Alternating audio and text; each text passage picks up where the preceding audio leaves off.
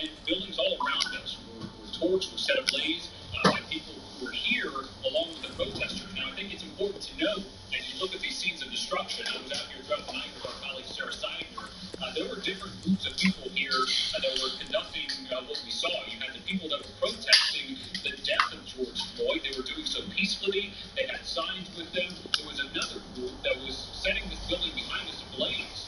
They weren't part of that group of protesters. And then yet another third group that were busy looting the nearby businesses. So what I don't want is for all of this to get lost. People presume that everyone out here on these pictures that we saw, that they were engaged in some type of violence. That was not the case. One thing that we do know is that police last night opted not to conduct arrests, not to show force, not to send out the fire department to put this building down. And I think the reason is, talking to experts, is that they knew that a show of force by people in uniform could possibly turn deadly. Their calculation likely being to let a building go rather than possibly lose lives. But now the cleanup begins. Again, our experience was much different than that of our colleague Menendez. I've talked to a number of police officers since I've been here. I can tell you I was a lot less polite than he was. Just watching that video of his arrest, obviously he was very polite. The police officers nevertheless being taken into custody. They've been here talking to us. I identified myself a number of times as a member of the press, and yet I'm still here. So again, police officers moving in, they're really pushing people back now from this scene, bystanders, and now the cleanup begins. This place is largely left in rubble after a night of violence. And Josh, just one more question about the difference between your reporting there on the ground and Omar Menez's a block away. Could you see when he was being taken into custody from your vantage point?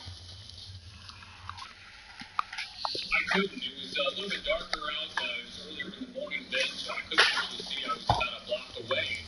But you had police officers that had this area surrounded, and clearly they were not uniformed in how they were dealing with people as members of the press. Where I was standing, obviously I interacted with the police officers. They were very polite. They obviously didn't take me into custody. There were a number of bystanders that came and tried to make their way past that scene, the line that they set up, that they weren't allowing people to go beyond, and they were polite. You just need to move back. So clearly not a uniform enforcement here. And what we saw with our colleague there, just so surreal, thinking a U.S. reporter gets in custody and his crew after they clearly identified themselves. Clearly the heavy tension is from police officers that clearly we haven't seen. And I have to tell you, that is the opposite of what we saw here last night. We did see police officers, even as people attempted to burn this building down behind me, instead of a blaze, you didn't see the type of force that we saw on an American journalist this morning here in Minneapolis. Josh, thank you very much for being our eyes and ears on the ground. Obviously, stand by. We'll check back with you. Joining us now, we have CNN political analyst. He's a New York Times national political reporter. We have CNN legal analyst Laura Coates and CNN political commentator Laura Simmons. I know you're watching everything that's unfolded overnight as well as this morning. Laura, rely on your legal mind for a moment. Before we get to the bigger picture of everything that's happened, just in terms of our crew being arrested and Omar Menez being taken into custody, it's just, we have to ask the question. He is black and Hispanic. He was arrested without explanation, along with his crew. Josh Campbell, who's white, says that the police treated him she was very polite and asked him to possibly, state where they wanted him to stand. Do you, let me just quickly also read, I know so many of our viewers are interested in what has happened with Omar, and so let me just read the update. CNN management spoke with the governor of Minnesota, Tim Walz. Completely apologizes for what happened. He's looking to have them released immediately. He says this is totally unacceptable, totally inadvertent. They clearly have the right to be there. Displaying this moment again of Omar being arrested. The governor says we want the media there to cover this. It is never acceptable for this to happen. The governor accepts full responsibility here, though it was the state patrol that took them into custody. What do you see, Laura? Well, as we all know, Omar Menez is black, Josh Campbell is white, and the First Amendment is entirely clear that the media had every right to be there as long as they were abiding by and complying with the terms that were set. He attempted to do Campbell, in a few miles, and this is my hometown. I grew up across the river in St. Paul. I owned a home a few blocks from where Mr. Floyd was killed, and I had an apartment up the street from this precinct. I've actually had to file a police report in the precinct that's now gone. And a few miles from there, I was a private practice attorney doing First Amendment litigation and media law as well. So look at the situation. I don't even see any semblance of the home that I've known. And I don't see any semblance of any reality where this was inadvertent. You heard Josh Campbell talking about this issue. He was asked the same line of question that Omar Jimenez was. One was arrested, one's credentials, the letter C, N, meant nothing for Omar. They meant everything, apparently. To add to the credibility that was probably already given and extended to Josh Campbell just by default. And so what you're seeing here, optically, is much of what the frustration is about. The riots have evolved from a protest that began with George Floyd's death and senseless killing. All of this has been avoidable, Allison, every step along the way. And I draw everyone's attention and looking at it, and I keep looking back at the timeline involving Marilyn Mosby and Freddie Gray. Her decision to move swiftly, her decision to stand on those steps and try to quell the protest and try to do some action. And here we have right now that 4 officers who were involved in the killing of an unarmed black man whose body was on the street and handcuffed behind his back. They have not been arrested since Monday or charged with any crime. Omar Jimenez shows a credential. A camera is running. His crew and producers are saying who they are, and they were arrested sooner. Optically, this is why people don't have faith in what might happen in Hennepin County. And to say it's inadvertent, I'm not sure the governor is aware of the definition of that, because what I saw was blatant disregard. Bakari, if we can, the governor has said he is working to get our team released, and I guarantee you what Omar would like more than anything else is to be back on the streets reporting what he's seeing and telling us what's happening in Minneapolis. Telling us the pain that's on the streets there, giving us the bigger picture of why that city has erupted over the last 3 days, and particularly over the last 12 hours. I do think what's happened to Omar is part of a general loss of control that seems to have happened on the streets there. I'm wondering what you see. I don't think when Omar woke up this morning that he would be what we use of injustice that ravages the streets of America. But let's just look at this arrest. Omar had the protection of the First Amendment. Absolutely everything the officers told him to do. He was credentialed, he was abiding, he was still arrested. That arrest was actually on camera, and then they lied about the reason why he was arrested. So just imagine all of the bad interactions.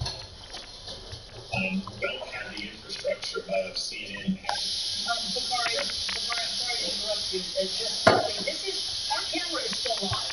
The camera was confiscated by police, our CNN camera that was part of Omar Jimenez's deal. It's still rolling. It has been rolling for the better part of an hour at this point.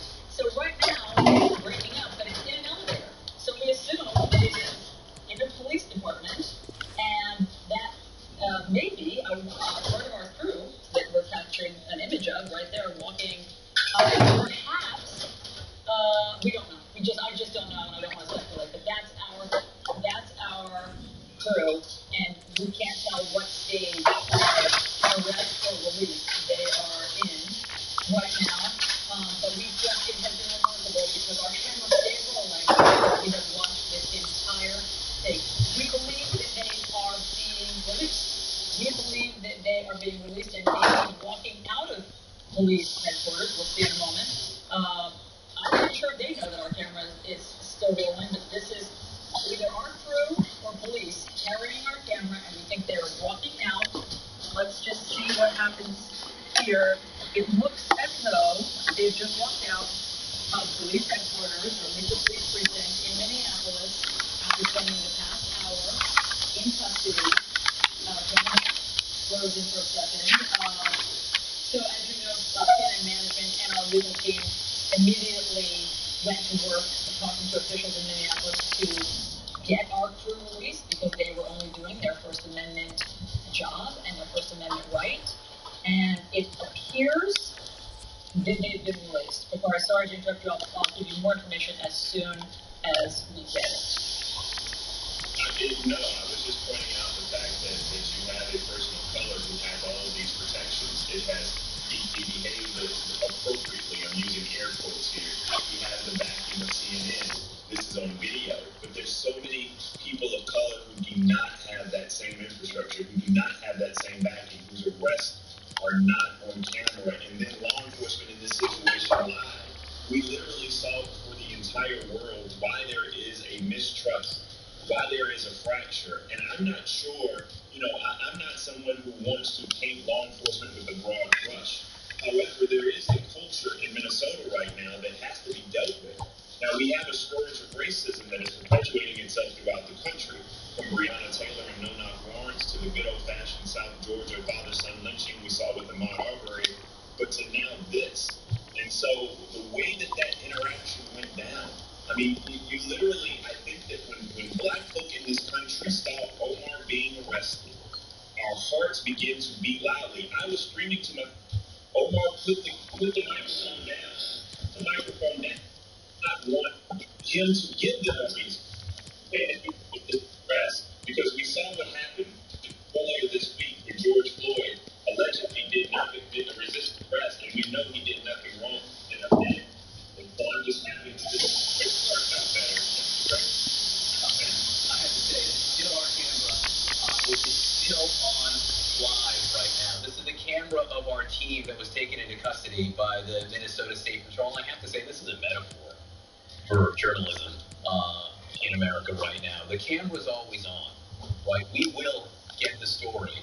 And there's Omar right now. We're going to try to call them so they know that we are seeing them right now. Clearly, they've been released. Let's listen for a second to see if we can hear. It's the same one. You got to protest. No, I keep calling. Actually, you know what? I don't want to listen in, because if they don't know that if we don't know that we can hear them right now, I want to make sure that we don't hear something, a private conversation. So he's going to talk to our legal department. We'll get on in a second. Instead, though, as we're waiting to hear from Omar, I really do want to step back here. I really do want to talk about what has happened in Minneapolis over the last 12 hours. The buildings burning, the police precinct set on fire, the pain that we have seen from the protesters on the streets there and around the country following the death of George Floyd at the hands of police. Again, an officer with his knee on his neck as he was pleading that he couldn't breathe. And then the news yesterday from Minnesota prosecutors that they are not yet ready to arrest or charge the officers involved in this. Yeah, I think it's important to keep that context. It's quite a joke. Get to that, I want to say that so with those who are that has been thinking about it, it's good to see for these things. I can say, I think, on behalf of all black journalists, that it is, we're proud of how he's acted in that situation and the professionalism and work he's been doing throughout the coverage. To your question, this is a continuum, and it's important to see it as such.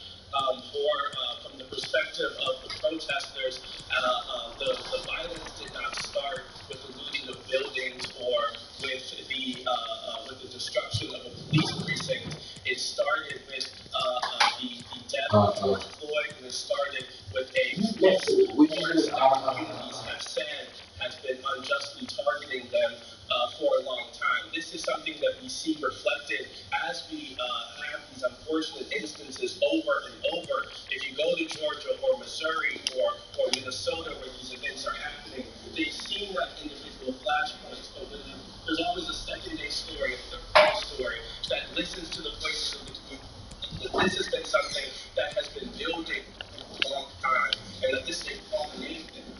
The governor said it's the first. You've heard things that like it's inexcusable, but it is explained. It is the kind of logical meeting of forces of systemic equality, inequality, of racism, and the lack of justice that these people feel that they have received. And so that has been what we have seen here today. And you throw in the amount of people, you throw in the kind of lawlessness we have seen that the reporters are describing on the ground, and that makes just a dangerous situation. Okay, burning cars, check it as cars. fucking good. As I said, while I have you, I just want to, because you cover politics, I just want to quickly touch on what the president did at 1 a.m. last night. President Trump tweeted, and I don't know if he thinks that this is going to help the situation on the ground, but he called the protesters thugs. He said the thugs are dishonoring the memory of George Floyd, and I won't let that happen. I just spoke to the governor and told him the military is with him all the way. Any difficulty, and we will assume control. But when the looting starts, the shooting starts, he says. And I just want your thoughts on that. Yeah, that obviously is going to be a phrase that we remember kind of living through the election. I would imagine it's one of the phrases that, along with fine people on both sides, along with kind of cinch her back, that is a kind of defining moment of the way this president has used identity and race as a political cudgel. And this is something that is, I don't think anyone read that and was surprised, but it's something that I think is important to know, even when we think about political strategy going forward. This is a president who thinks he can make inroads with black voters. When we saw him previously come out swiftly for a federal investigation of George Floyd's death, all the heartbreak to that family was upset by the video. I think anyone who sees that video will be upset. And even politically, we had heard from folks, particularly Republicans, who think that they can peel off black voters, some of them, and as a place for growth going into the election. But you have to wonder if those are good faith efforts when the next day, or in the morning, paraphrase, using something of the senior coded language, specifically targeting black folks. And then you have that phrase. Sorry to interrupt you. We just have word that Omar Jimenez is now available. He is back in position. Omar, it is so good to see you. That was quite a scene, what you've just endured for the past hour. Can you tell us what happened? Well, we saw a lot of it play out on TV. There seemed to be a little bit of confusion as to what was supposed to or what was allowed to happen. Now, as we were reporting, we had been in verbal contact, at least it seemed, with some of the police officers saying, all right, where can we be? We had heard, we played some of it as they were giving out commands for people to clear the area. And we saw that as protesters completely cleared out. And that, of course, came after there was an hour and a half, or at least where we were standing, where there was no sort of police presence. So as people came down, we saw them walking down the block. And whether we're pressed or not, we wanted to make sure we were out of the way. So we basically stepped onto the corner is where we were. No, he's back again. Before the arrest actually happened, was we saw at least one protester, or at least someone who was not media, sort of run past us, and that person was cornered by State Patrol was the main unit that seemed to be there. And after that person was apprehended, they then turned toward us. Now, and that was the first moment, I'd say, that police had gotten behind us. So in a sense, we were sort of surrounded by state patrolmen and it seemed like Minneapolis police officers as well. But again, it was that moment where all of a sudden someone runs past and they're already on edge based on the absolute destruction that's all around them. And that arrest happened just right in front of the Minneapolis 3rd Precinct, and of course, one of the films last night. Omar, I'm not sure you know this, but our cameras were not only rolling the whole time we were taken into custody, but the cameras continued to roll, frankly, for the entire ride to the precinct. We can see the picture for the whole time. Now, first of all, let me also say, Omar, what an amazing job you did throughout that. Your composure and your ability to keep your cool is a testament to your professionalism, which we already knew about how great of a job you were doing covering the story on the streets there. You and your team did a terrific job. Now, what we did not hear, even though we saw the transportation, is from the moment you were led away until the moment you were just released. So can you please tell us what took place while you were in custody? Well, everyone, to their credit, was pretty cordial after that happened. So it seemed, I was actually talking to the officer that was leading me away. I was like, hey man, we're going to be out here for the next few days. What is the guidance of where we should be? If you don't want us that close, where should we be? Because we were under the impression that that was okay. And he said, look, I don't know, man, I'm just following orders. So I don't know who was potentially, giving that order in that particular moment. But as far as the people that were leading me away, there was no animosity there. They weren't violent with me. We were having conversation about just how crazy this week has been for every single part of the city. And like I mentioned, a lot of these people are on edge. And as we were walking by, we saw a person on the edge of sort of the perimeter that they had formed. And this wasn't a protester. This was just a random, it seems, citizen who was saying, hey, I need to get back into my place over there. And where were you when this neighborhood completely got destroyed? I mean, we saw where they were. They were in the middle of what became a focal point of anger, passion, violence, even at times. And they were forced to retreat. And then this morning, literally within a matter of minutes, we saw all of them swarm back in, clearing out these protesters from the city level. That's where we saw the fire department and police department come in, and then the state patrol was advancing, as you were seeing, up that street toward our location. Now, where we were standing, basically to my right was where all the protesters were outside or in front of the building that was on fire, and to our left was where they were advancing. So we were basically just going to try and step back and let them continue to advance down the street. But again, you saw what unfolded there. But as far as what happened in between, again, they were pretty cordial. Once we were in the trucks as well, they were downtown. Obviously, this is the kind of encounter conversation. They were all pretty good with us and conversation. Well, that's a relief, Omar, because you could not have been more professional. You were doing your job by the book. You presented your credentials. You told them that you were a journalist. You told them that you were a CNN. You told them that you were live on the air, and you did them the courtesy of explaining that you were live on the air. At that moment, I'm just wondering, after you and your crew were arrested, at what point did they ever say, sorry, that was a mistake? Or, when they released you, was there an explanation of if that had all been a big misunderstanding or mistake and you're allowed to report? That conversation may have happened above some of the people that we were with. For us, it was literally a situation of, tell me who you are, as far as identification purposes, then they left. They came back and said, you're with CNN, correct? Yes. And then we explained the two other team members that were with me, three, including the security that we had hired for this. And then they left, came back, and then led us out of the van. We were inside the van handcuffed the whole time. And then we were sat down, waited for a little bit more. And then from there, that was when they eventually came back with our belongings that they had confiscated over the course of this. They unclipped our handcuffs, and then that is when we were let out. And again, to answer your question, there was no sort of, sorry, this is a big misunderstanding, blah, blah, blah, because it seems that conversation may have happened, but it didn't happen with us. But also, it's a different jurisdiction. There's one more question, because it was a nerve-wracking moment for all of us watching. You know, Bakari Sellers just described watching it and saying that it was really emotional and heart-pumping for him because he was scared for you.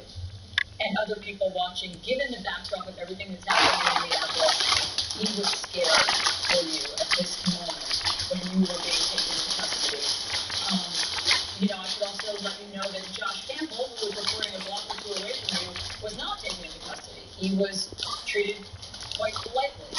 Were you scared when this was happening? And do you have any idea why you were arrested and not Josh Campbell? Well, there was a moment, I would say, minutes after it happened, where things started to sink in a little bit. I think I have to tell you, Allison or John, that sometimes in these scenarios, there's a lot of adrenaline pumping. You're trying to focus. Yeah, I believe it's coming back, factors in a case like this and trying to balance what the actual story is. Yeah, I read it on the chat online. First one is in But I don't know how this is going to work, because they said the jockeys have got to choose. They're going to be given a day where they can move. They've got to choose which province they want to ride in. I mean, you take the Durban July. There aren't enough Durban jockeys to fucking ride the Durban July. What was going on? But as we were walking away, you were sort of taking the entire neighborhood. Maybe or go back to level 5. You know. From the passion of the protesters. And once the schools open, once more people go back to work, it did cross my mind. Things could go back. We don't know. What is really happening here? And the one thing that gave me comfort was that it happened. I know the economy has to go back. People have to go back to work. Within the community. But yeah, it's at least step in the right direction. There's always a discussion that and are you busy? It's being filmed, and that speaks to the power of that's nice. having having something happen on camera because you can have people speak up for you without you saying anything. And that gave me a little bit of comfort. Yeah, but hopefully now that more people are going back, I saw what was happening. it should increase. Living what was happening, and the country seeing what was happening unfold in real time right before the fucking this is the mini Zuma is fucking. Yeah, I can't stand that fucking thing. For your own eyes. Fucking. That gave me a little bit of comfort, but it definitely was nerve-wracking at certain points. This is not a treat. Serious? Almost. Well, it doesn't take much to change. The entire week in that city is about seeing what's happening before. No, what's the other day? The question, but you friends with, what's it, Oak? The smuggler, the cigarette Oak. And you know that, do you know that, did you see it on TV? 8 years ago and now, She did not once look into the camera when she said, I don't know him. I'm not a friend of his. She looked down. Of course, just her response, her facial expressions and the way she responded to it. That's the exact response a liar does. A liar can't look the camera in his face or a person in his face when they talk. They look down or left or right. And she looked down. She didn't even look into the camera. Well, the tobacco company have taken it to court now. In regards to that scene, it was a very serious situation unfolding there. Well, you tell me what's more dangerous. What is more dangerous? And they've said it for years. Alcohol kills on the roads. Alcohol kills people, lose their heads. They fucking do stupid things. And now they're allowing alcohol to be sold. Has anyone heard that Zuma was fired, that young lady of Zuma? Yeah. Because that's what I heard. Say it again?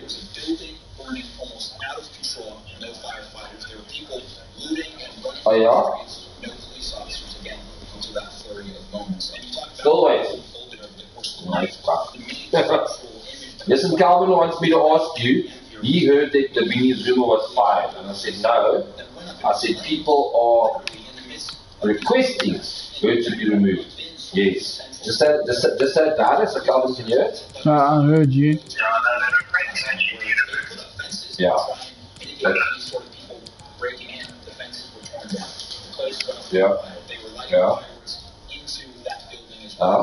If anything, it was a symbol of what the relationship is right now with that particular community here in Minneapolis. The mayor, Jacob Friday, called in for But what? Ramaphosa is the president. The president has the right to overrule anybody. Yeah. It just doesn't make sense. It really doesn't make sense. Wow. The most organized presence I have seen from law enforcement over the course of this week, and I think that's embodied by the fact that these public officials are now saying that is but you take that that's crazy. Fucking crazy. I tell you, America's in a fucking state, Let me tell you. I'm just watching this one now. A CNN reporter in Minneapolis, because this is where this white cop racism has fucking come to the fore in America like you cannot believe. Cannot believe. Yeah, white cop. They arrested this black oak. He was sitting in his car or whatever. The cop put him on the ground and he put his knee into his neck on the ground. And this black oak, while they're filming, because the senior oak is there, the black oak saying, I can't breathe. Next minute the oak dies. Now, yeah. He didn't have drugs on him. He didn't have alcohol on him. There was no reason for them to even do anything to the oak. They basically murdered this oak. Now Indians, the people in Indianapolis, they burnt the police station down. It's on TV now. They burnt stores, they burnt the police station, and now the black CNN reporter was just arrested by the fucking other police. He's just been, So CNN, as this happened, they said, breaking news, our reporter in Minneapolis is being arrested. And he's being filmed because his crew's with him. So they're filming his arrest. He's just come out now, they released him from the police station. They made a mistake. But the reporters in the studio are saying, yet again, he has another issue. Now there's two reporters there in Minneapolis. One white, one black. What do they do? So they're saying all these they're saying America is in a state at the moment, and racism is coming to the fore. And then they had some other a white talking on TV saying it's not just Minneapolis, it's the entire America. And it's about time that racism in America got fucking sorted out. News conference. What time? That was 11 o'clock? Alright, cheers. 11 o'clock Eastern time, 10 o'clock local time. So we will hear from the governor. Laura, I want to go to you again with the main story here, which is hard to sometimes see amidst everything else, although frankly it's all connected, which is we are waiting to hear if, whether, or when there will be charges by the 4 officers who were there connected to the death of George Floyd. So my question to you, as a legal analyst, as someone who has worked on both sides of the law, what's the holdup? What is to keep them at this point from pressing charges? You know, the word and phrase that keeps going through my mind was said by not only the U.S. Attorney in Minneapolis yesterday at that press conference, but also by the FBI Special Investigator, by the Bureau of Criminal Apprehension, and also by the Hennepin County Attorney. The word we kept hearing was swift. Swift and meticulous. And the idea here that we're seeing really the opposite of that swiftness is really concerning to people. Now, here's the issue. We're talking about developing an investigation, John, and you're trying to figure out, make sure all of your ducks are in a row to ensure that you have all the evidence you need in order to perhaps put it before a grand jury or take it all the way through trial. You do have to be meticulous. However, we are talking about arrests being made. We're talking about a probable cause standard. That is light years away in many respects from a beyond a reasonable doubt which would happen at trial. So what they are saying their delay is about fact gathering, asking for witnesses. They made multiple appeals for people to come forward. They sought. Actually, quite amazing. This police force in Minneapolis are all white. There is a grand jury panel in Minneapolis at this time. Remember, in the Ahmaud Arbery case, Georgia was not even having grand juries and panels until I think June 12th. It's not by any place now. I got stay-at-home orders all across this country. Why look at that delay? That's different. Remember, as a prosecutor, when you had a police officer arrest somebody, I didn't have to wait until a grand jury in order to be able to have an arrest. Brought to the prosecutors, and then action was taken, and then there was the corroboration and the fact-finding even more. And it's going to be So one of the issues people are having here is the distinction between the call for swift and the decision to have swift and meticulous prosecution, and that 4 or 5 days away now from the killing of George Floyd, and not even a probable cause-based arrest. The only standard is that there has to be, that this probably happened, and we know who did it. Well, we know that it happened, and we know that the cause of the person for that killing was, in fact, his officer. There is a direct correlation, at least to meet that bare minimum probable cause finding. And just one more thing, I want to echo what Bakari said in honoring Omar Jimenez and all journalists, because I want people to understand, you know, when I was in media and private practice in Minneapolis, one of the things that people are under the misconception of is that somehow the press has carte blanche to do whatever it wants. It doesn't have to comply with any orders. They have greater access, which they do statutorily in some states. But the press has every right that any other person has under the First Amendment. No more and no less, unless a state has decided to do so. And if the public was allowed in an area, if the public had access, and there is a watchdog function of the media to have that access, to have the First Amendment rights curtailed in any way, let alone on camera, is what I would expect people to be also equally enraged over. And remember, we watched Sarah Steiner. We watched Josh Campbell last night. We watched Miguel Marquez last night. And guess what? We saw a precinct burn to the ground, and no arrest was made. We saw a journalist hand a credential to show the world what was happening in Minnesota and all across the country, and the First Amendment rights were curtailed. Folks, thank you very much for all of the analysis. Omar Jimenez, thank you for all of the reporting. Nothing stops you. profusely from reporting. It has been a very dramatic morning in Minneapolis. We've watched it play out. It was a very dramatic night. And you can see the aftermath. You can still see the smoke, the black smoke billowing off of the building. We have many more questions. The Attorney General of Minnesota is going to join us next. We're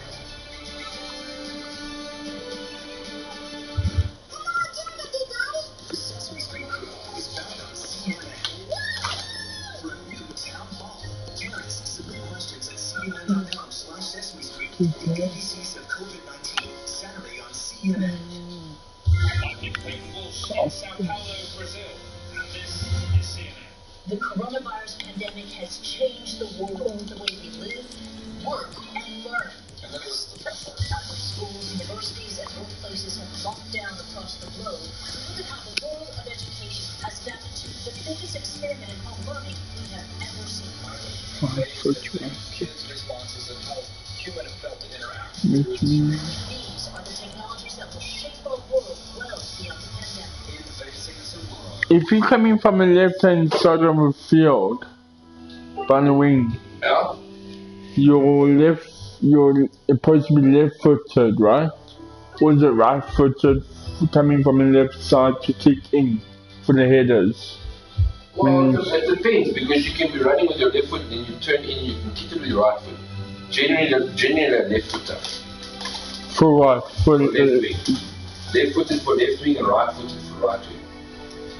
Okay. So African voices, change makers. Create opportunities. Impact communities. so it doesn't matter which side I Well, that's it. put him or not. Community to promote sustainable farming No. and animal welfare. So I don't need to look for left-footed for the left side of the field where Manning is right now. African voices, change makers. Who's there? In association with It's Martial. And then I put Manny, and Manny's right-footed, so it's Martial. COVID-19. That's the right side, right? In the of the virus, British clothing brand ASOS has launched a range of charity t-shirts. And then James is right-footed, and he's on the right-hand side. Seniors There you go. That's fine. Oh, okay.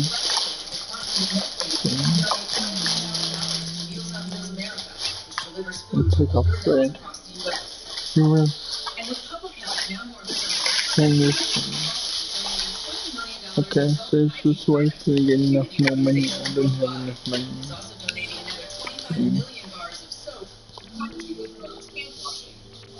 For more stories on people making a difference, find out how you can impact your world. Go to CNN.com/news.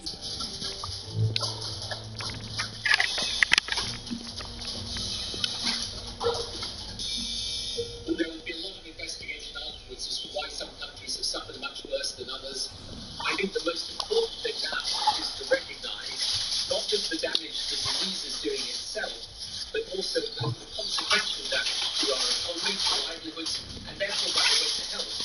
Because we know that many people who have other types of condition, heart condition, cancer patients, and those who've suffered strokes are not getting the treatment they need. And then, frankly, if we have large numbers of people unemployed at the end of this, that will also have a consequence for their health, physical and mental, and then government will be less able to fund. This is the Stadio Olimpico, peaceful venue for our football today. I'm Martin Tyler. Alan Smith is with me in the commentary position. We have pre-season tournament action for you. It's the first group stage game. Manchester United.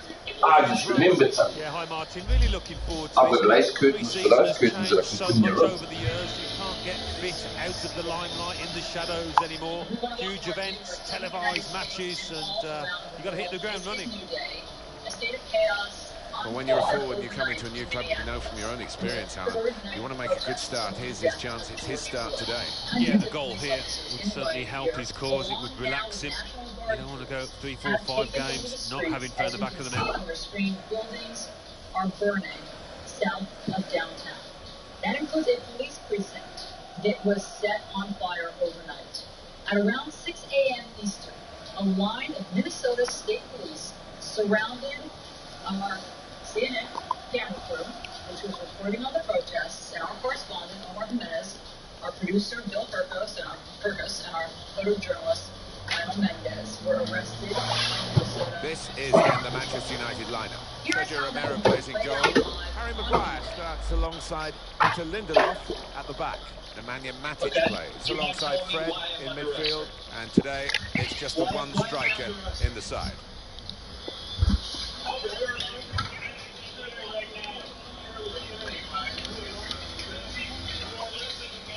Roma's lineup for you. Pau Lopez in goal. Jordan Vertu plays alongside Brian Cristante in midfield. Edin Dzeko is the main striker today.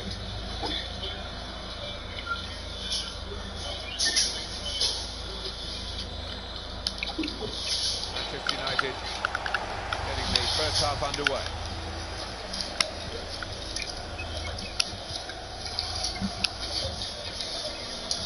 Caught offside. How, Rick? How was that offside? Oh, man. An earlier pass from this camera angle, yeah, definitely on. He called inadvertent. Omar Jimenez is now back doing what he wants to be doing, which is reporting live from downtown Minneapolis. Omar, give us a sense of how you're doing and what you went through. Right.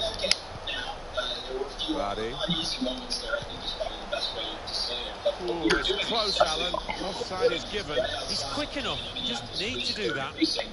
Manager won't be too happy with that. Literally hours ago, and when we got to the scene, there was another building completely engulfed. And one of the things we were noting was that there was no law enforcement there. There was no fire department there. This building was just burning while people were running throughout the street. So once the state patrol rolled in, along with other local law enforcement as well, protesters scattered. You could tell everybody was definitely on edge. Now the possibility for a cross. It's not a great cross, really, for the goalkeeper. An easy piece of work. Well, as they tried to get a handle on the protests that have led to rioting and looting in some cases. So as we moved out of the way of the patrol to again move forward and take care of what they He need might have put his to do, teammate in we here. thought you were out of the way. Disappointed that that didn't lead to more. Once one person ran past us, we were surrounded. Matic They made no able to intercept here. initiate threats. Now, he never really got Taking on the opposition and the responsibility as well. happening, even though you heard me ask a few times there, and the officer that was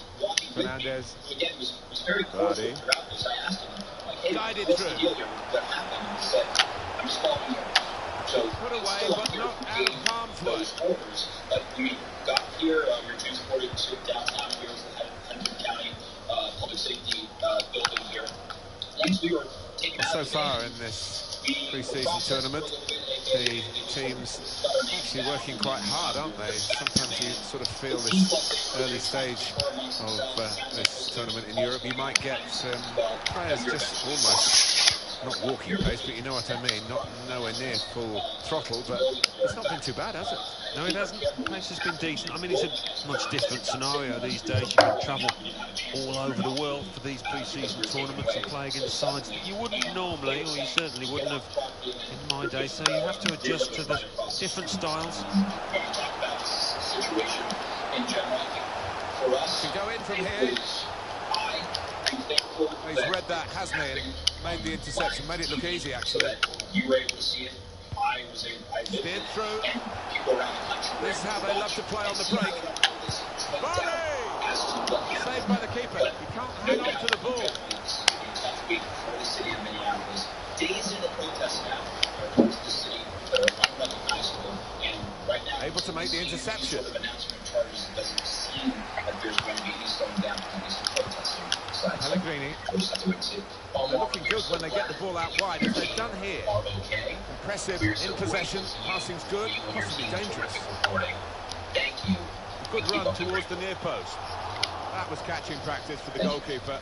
Senior correspondent Josh Campbell is live. Well, I think they can nick it from him, but I don't think they can. Third police precinct Bruno Fernandes. on fire. And Josh, bring us Fernandes. up to speed. Jamie What Vardy. has happened over the last 12 hours? He's got support in the centre. Pushed out by the goalkeeper, but only into a dangerous area.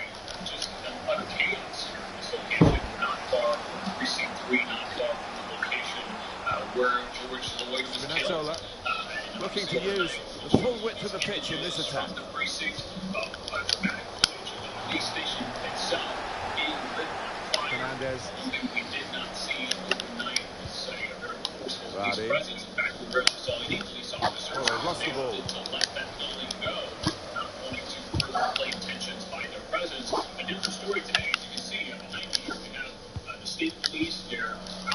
Lorenzo Pellegrini. Spinazzola. It's Roma attacking here. Saw the pass coming and got there first.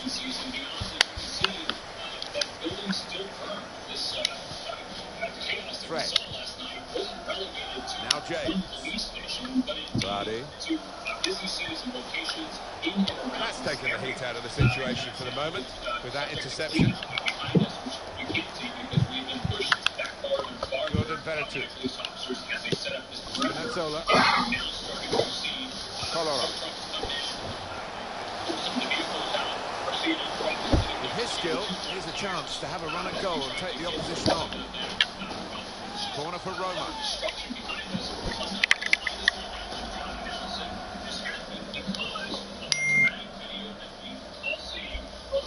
Footage of a police officer with his knee on the neck of a black man on George Floyd.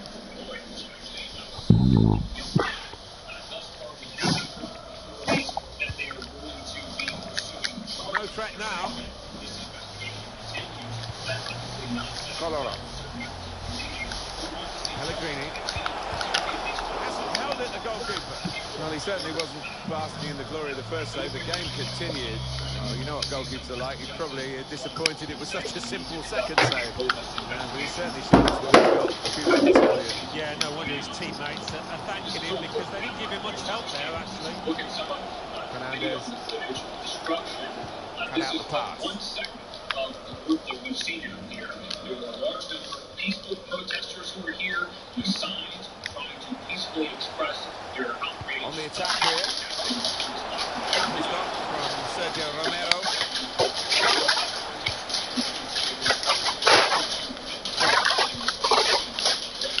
Now James. Fernandez.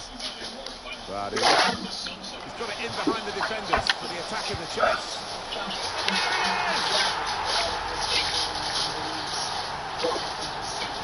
Joining us now is thank you very much for being with us. Oh, no wonder he goes over to thank the lad who set him up there because that was a wonderful move. I think they practiced that one on the training ground. Different angle on it here. Do you know if charges are going to be filed? Do you believe that the charges will be filed? It's important to know that my office that is the primary jurisdiction. That's the Hennepin County Attorney's Office. We are standing by to help in any way we can. In front here are Manchester United. I hope very soon, but that is the prerogative of another prosecuting authority. They are trying to be careful. They are trying to make sure that the case is strong and airtight. They're mindful. Anticipated the direction of the pass and was able to intervene. Nobody ended up getting conviction. Walter Scott in South Carolina. Fred. We're looking at a well-coached team here, drilled in winning the ball back in midfield as a group. Spinazzola, he wants to run at them with the ball. It's good to see. There's still danger here after this half clearance. Costly loss of possession maybe here. Has to be. The pressure has told. They caved in, really. Well, we all knew what was coming. Certainly the opposition did, but they could do nothing to stop it happening out there. Tell us about those conversations. Well, this is the way to bounce back when you've just had a bit of a mess up at your own end. Come and cause havoc at the other. Well, that lends a different complexion to this match, doesn't it? I thought that the team was going to run away with it. Tell the world that I talked to another prosecutor about. There's some things that we just need to give a plan. Oh, the manager's giving some of his players a piece of his mind because it's been sloppy, and now the opposition have equalised. This is a grievous violation of Mr. Floyd, and I believe that everybody wants to see these charges. Away we go at 1-1. But again, I do want to just say, we have seen cases that seem so clear go south, and I will note Freddie Gray. Moving it, good vision. Wonderful chance. Blocked it then. So we've got to make sure that we come Throw in now. And I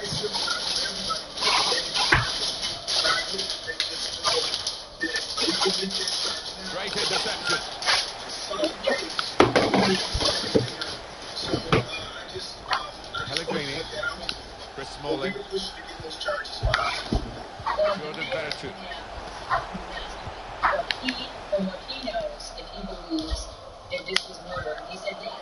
Do you think, from what you know, that Just rushed it a little bit. Could have relaxed a bit more. And he seemed to be off balance when he hit it. The sentiment and the viewing of that tape of his constituents.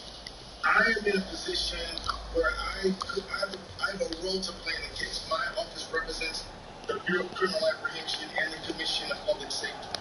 We'll need to make a legal comment on what the evidence will show would not be in the best interest of the prosecution. So it's fine for the mayor to say that.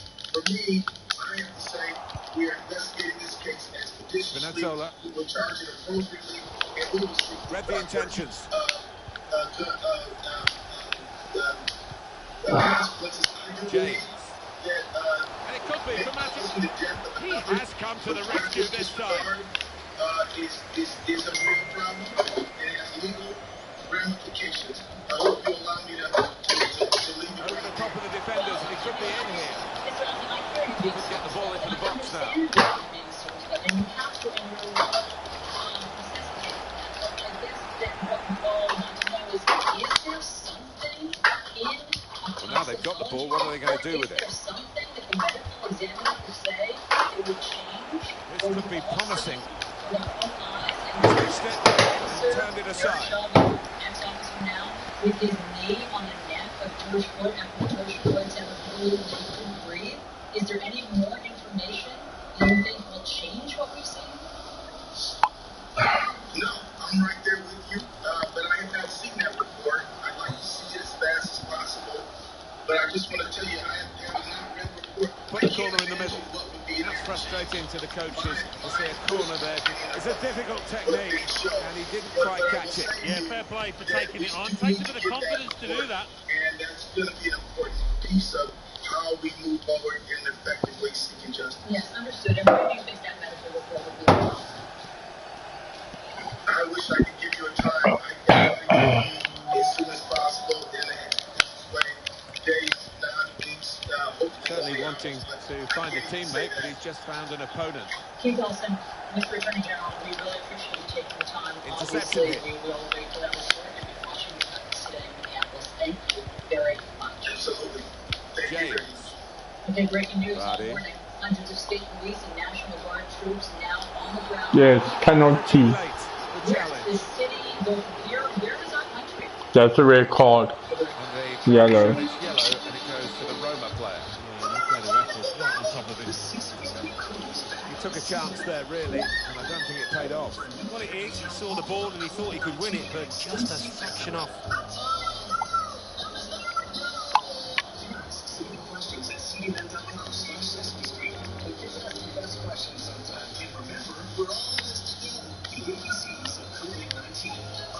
CNN Sesame Street Town Hall for kids and parents. Saturday on CNN.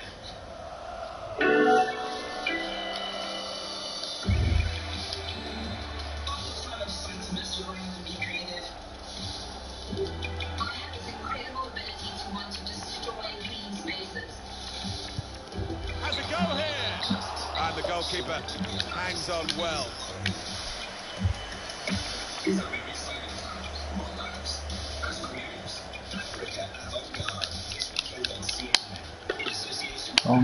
Nothing.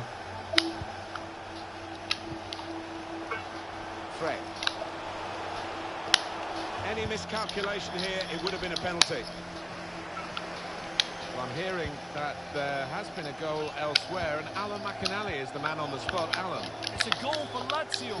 26 minutes played, 1-0. And we're back here again, thanks to Alan McInally. Jordan Veretout. He's through. Surely. Never panicked. Placed it past the goalkeeper.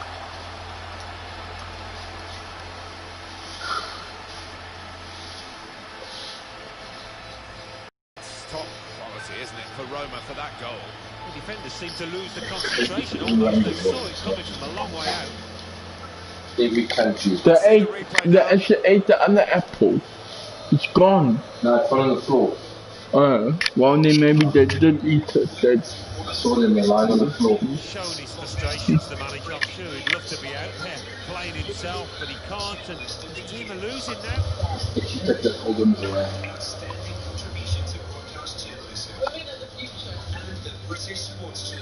Manchester United, who are losing right now. We both feel differently about speaking out. If the answer to this particular question has not been answered. He's cut that out well, well read. Air quality update in association with Copernicus, Europe's eyes on Earth. Henrik Mkhitaryan. Lorenzo Pellegrini.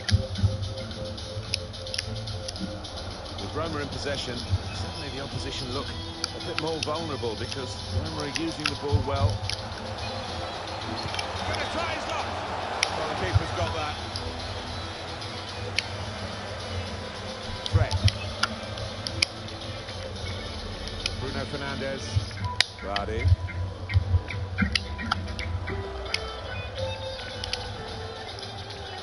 Fernandes. He might be through. It's a weak cross, really. Not getting past the first defender. On the move and able to cut out the pass. Air quality update. They've gone wide. Chance to get the ball in the box. That's a penalty. After that tackle. Come on, ref. That's a penalty. Ah, referee.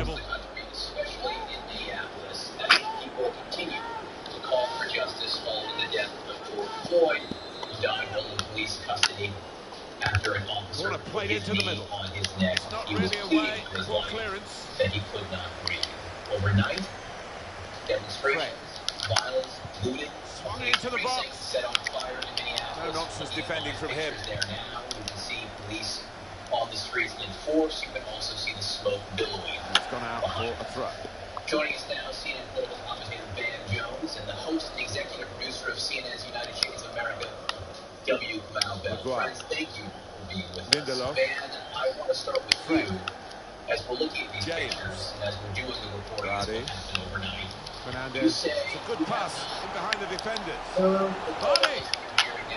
Got blocked here.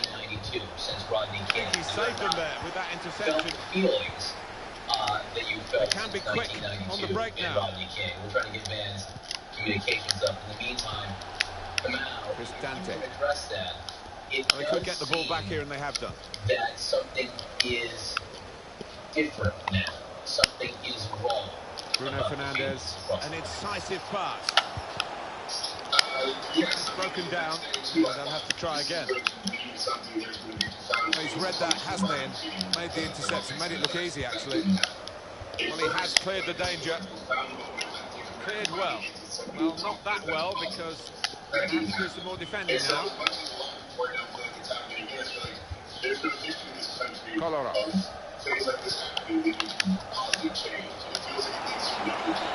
Looking to use the full width of the pitch in this attack. Oh, they're frustrated, those in the middle. Now they've got the ball. That's going to run on through to the goalkeeper. That's a dreadful error. Something else. I mean, to have a knee on a neck with a man bleeding. He's got good support in the middle if he gets his cross in. Keeping the ball is one thing, but they've got to try and... comfortably dealt with by Sergio Romero and goal. What are you doing? People, regular citizens, have to plead with that officer. What is that? I mean, what is that just... Is that sadism? Is that straight up racism? What is that? That officer's been trained. What happened? Going forward with real purpose now. Punched away by the keeper. Jordan Vertu. Bernardo Spinazzola. Quick into the tackle. And the result is going to be a throw. Spinazzola. Bernardo Spinazzola. Well, here he goes. To see a player do this. Chance to cross it. Beautifully timed. Get up here, boys. Come on. It would have been a penalty.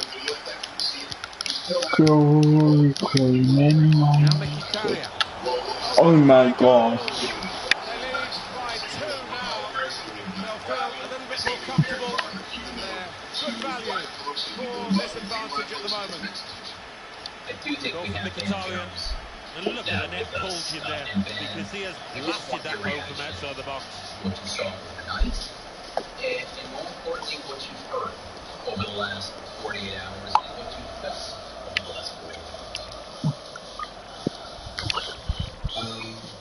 You know, we're seeing a curtain pull back. I think that's the hardest thing. Just a reminder, 3-1 it is now, the scoreline. Do you want a sandwich or some chicken, my boy? No, I'm being full. Okay. I don't want to eat too much anymore. Just put Manchester United in perspective for us, Alan, really. The extra competition that they face in the search for trophies. The forward could be played in. It's a lovely pass. Be dealt with by Sergio Romero in goal. Fred. James. Bruno Fernandes.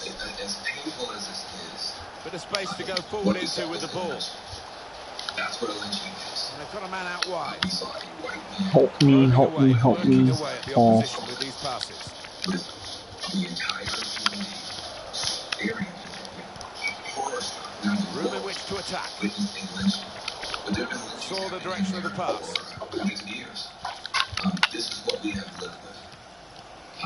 When we see these arrests. Oh, he's won it back. That's a really good tackle. Jordan Veretout. Spinazzola. Here's a chance to go down the outside of the opposition. Trying to pick out a teammate at the near post. Out in front of goal.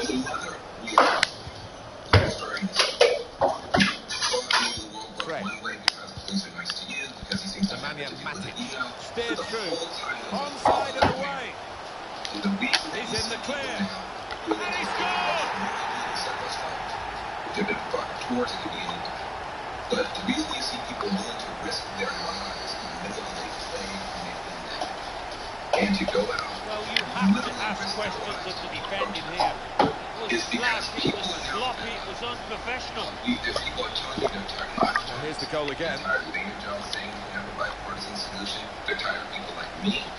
They're tired of people saying over and over again that we're just basically one billion and one election away from 2 billion.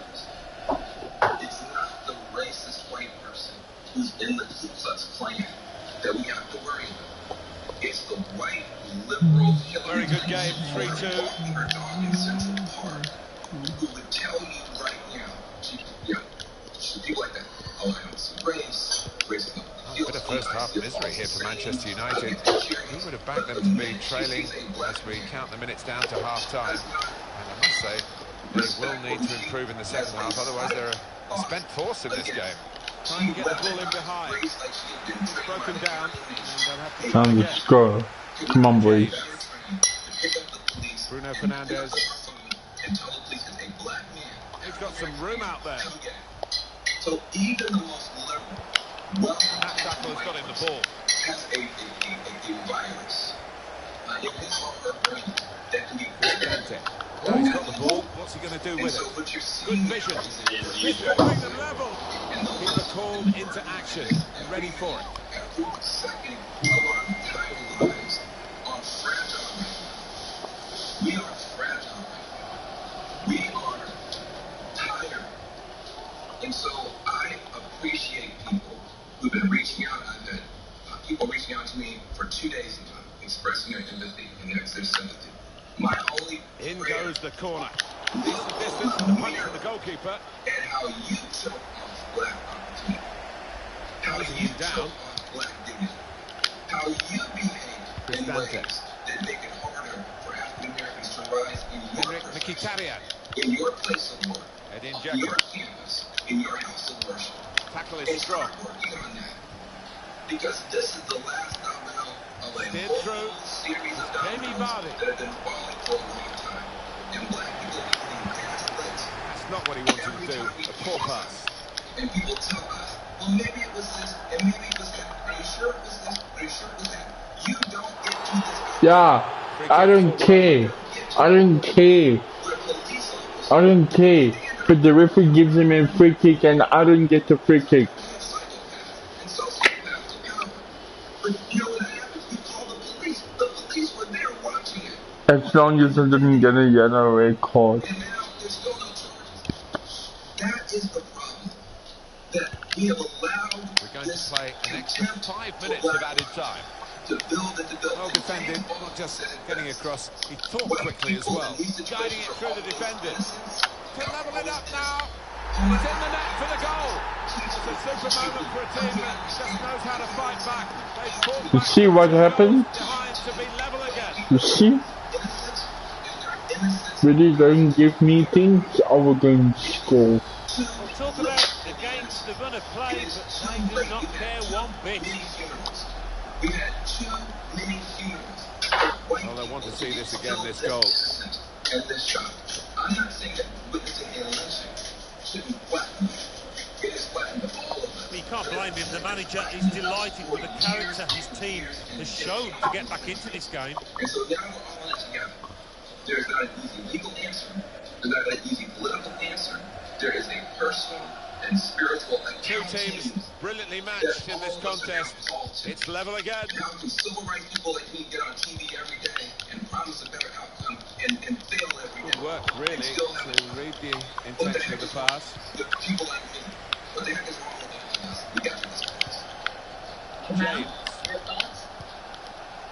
Fernandez. Vardy. Lovely, incisive pass. Rob. Hit the post, I can't believe that. Back by that interception.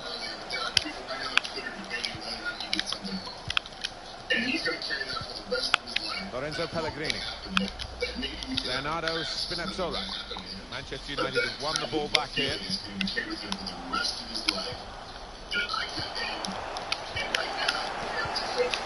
Cristante.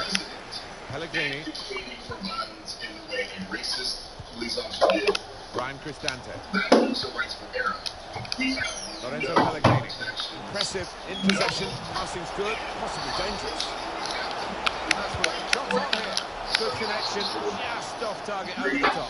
That has blown up his foot. Every time you think you do it, you guys gonna get it. You don't get it. So I certainly will fight. You know, man, as both of you were talking, I'm struck, and I remember the words of Angela Davis, who says, you know, it's not enough to be non-racist, you have to be anti-racist. And there is a difference there. And it sounds like that's what you guys are both talking about. Fernandez. Half time here, and it's 3-3 as the referee signals. It's just time for us all. This is the key. When somebody says to you, performance in that I'm first not half, racist, I don't see color. Looking at the defenders I to offer a bit more never, support, but my goodness, that lad's done his job. you run the other way. Run the other way. Because that is the sign of a person who's never seriously engaged with the fact that we all see color. It would be like saying, I live in the ocean and I've never gotten wet. The level of anti-black bigotry and anti-black hostility and anti-black assumption is so thick in this country that to pretend it's not affecting you is to deny the entire reality of black existence. To say I don't see color is to say I don't see when I look at you that you have dark skin, and I don't imagine for myself what that means. Well, listen, I'm going to tell you, you're lying to yourself. It's not true. You can use psychological studies. People in this country are triggered by race. Hell, I'm triggered. When I walk down the street, if I see a black person and it's me in the mirror, I give it a second look. Because I've been primed by this society to suspect black people. So when a white person tells me that they don't see color, I want to run the other way. Because I know I'm in a conversation with somebody who's at least lying to themselves, but they're not lying to me. And so it's not good enough to be non-racist. You have to be anti-racist. You have to be engaging in this conversation. You have to be talking to people and asking them, how do you feel? And if we get hot, if we get mad, if we say, you know what, if our voice goes up, don't lecture us about how we're supposed to educate you about stuff you should have educated yourself about a long time ago. We are tired. When Van Jones sounds like this, it gives you a sense of where we're at this point. We saw a lynching. That was a lynching. You saw a lynching. You were walking down the street, you opened up your phone, and it flattened you. And it should flatten you. It shows you have a heart. It shows you have a pulse. It shows that you care. But caring and engaging and helping to fix it, not with some cop you never met, but in your own workplace, in your own neighborhood, where somebody walks through your neighborhood, says, hey, we have a thug here. And it could be a college student, it could be a NASA astronaut, or it could be a thug. You have no idea. All you know it's a black person. And you don't call your neighbors out, and you don't call the community meeting, and you don't defend that child as if it were your own. You're a part of the problem. And then when somebody this happens, you say, well, I don't see race. Well, that's part of the problem. You don't act on race affirmatively. I'm sorry, I'm like you. We've been saying the same things since college, and it's just tiresome. That's an excellent stop from the keeper. We all thought that was in, didn't we? Can you hear us now? What I was going to say, Van, is that, there was the president tweeted at 1 a.m. About the protesters. And as you just referred to, he called them thugs. And Twitter put a warning on this one because he said when the looting starts, the shooting starts. And they said that was glorifying violence. And they wanted their users to know. And so they put a warning on it. And then the president has just countered by putting it on the official White House account. I don't know what I don't even know what the question. Moments ago, here's the White House account, and it just says exactly what the previous one said, which sounds a lot like the President of the United States talking about that there will be more violence. I mean, he says any difficulty, he will assume control, and when the looting starts, the shooting starts. Thank you! Exclamation point. Do you have any thoughts on this? I think it was highly inappropriate for the president to say that for a number of reasons. One, that's not the standard of the law. You use deadly force to protect life.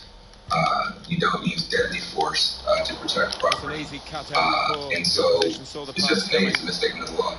I think also this is an irresponsible statement because this really is a moment where striking the right balance, calling for, obviously, public safety and order. I'm certainly not a part of the pro-crime lobby raising two black boys in Los Angeles. But there's a balance that has to be struck. And I think the president should reconsider his course because this is not over. We could be spiraling away from each other.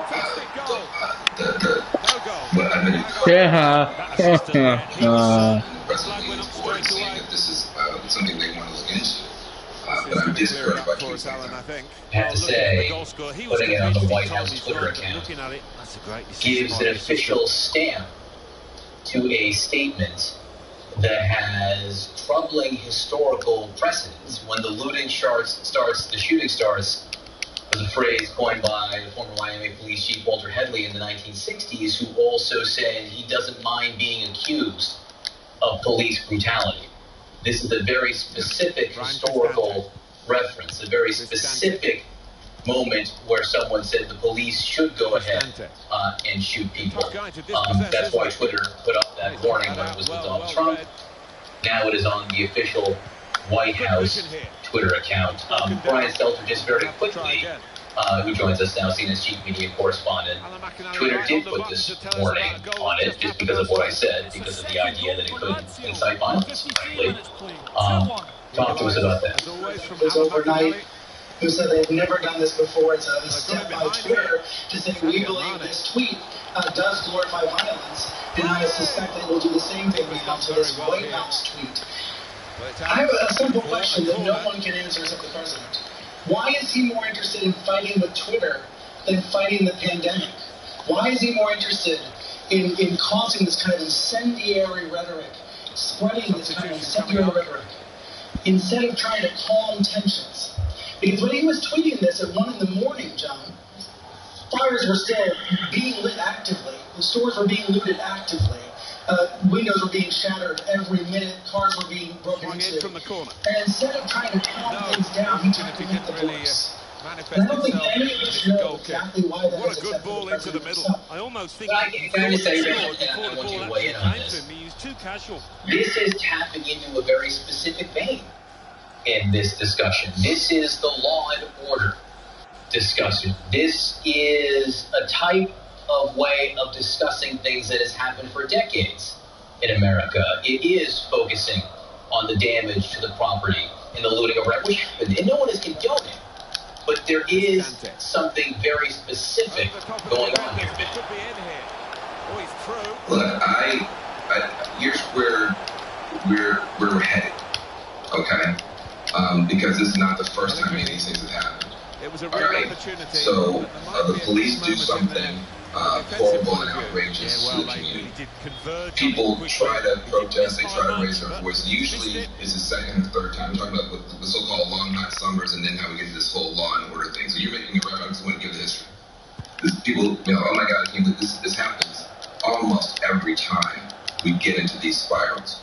So there's something like this that happens, and then people try to protest, and then either provocateurs or just people, I say provocateurs, just somebody maybe even paid by somebody to do it. Somebody's not even an authentic protester does it. Sometimes an actual protester does it, but somebody starts a fire, does something terrible. Now the police are in a quandary. On the one hand, they want to protect the First Amendment and let people protest. On the other hand, they've got to protect life and property. So then they start trying to figure out what to do. And they either get the balance wrong on the one side and they will let the right get out of hand, or they crack down.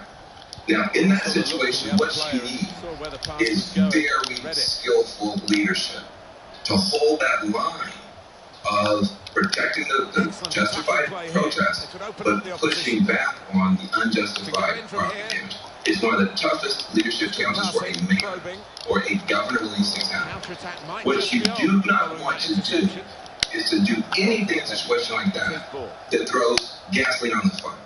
Because you have rogue elements possibly on both sides.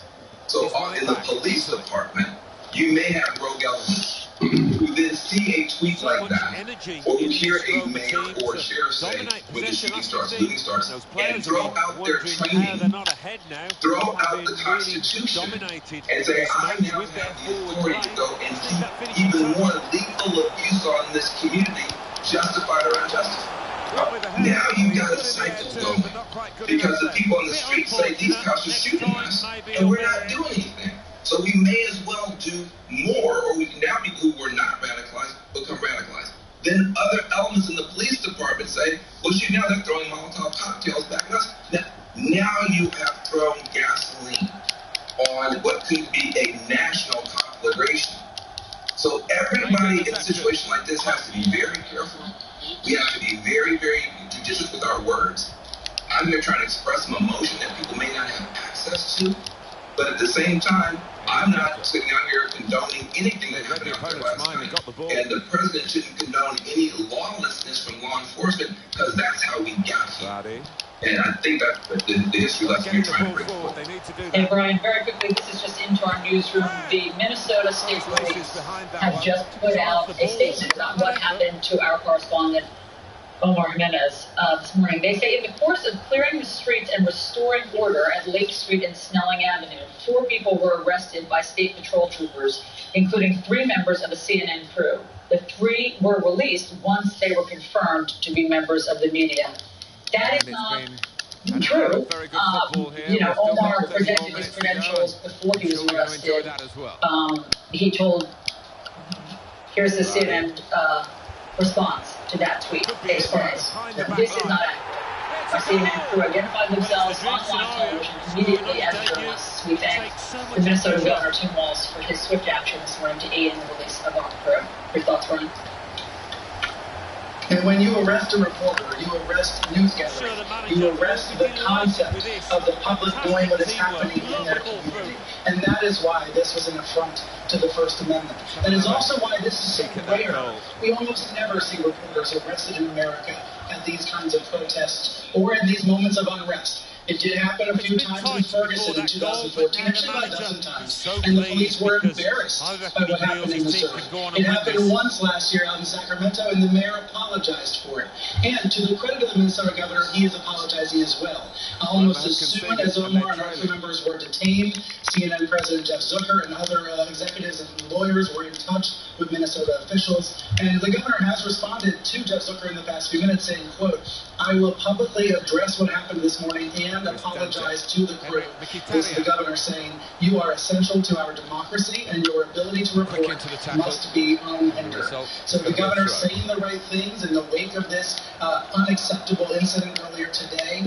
Hopefully this is a lesson to others in law enforcement, that this is not what America stands for. These kinds of arrests would happen in authoritarian regimes, not in democracies. And the fact that we all were able to see it this morning, hopefully is an illustration of just how egregious and unacceptable these kinds of moments are. Brian Stelter, thank you very much. Wow. Thank you very much for all of your words. And Canabel, we really appreciate you as well. I looked at the referee straight away, and I thought the really yellow card was coming great out for conversation, him great to a have second time. all of you here. I just wonder, if he hadn't So been booked, whether protests he would over have the in that deaths of instance. unarmed Black Americans at the hands of police. Those are spreading coast to coast. 7 people were injured overnight in Kentucky. So Kentucky's governor is going to join us next.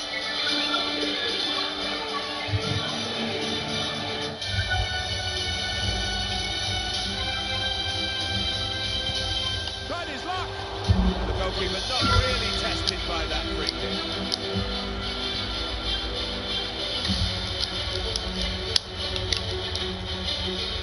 Saw that coming and intercepted.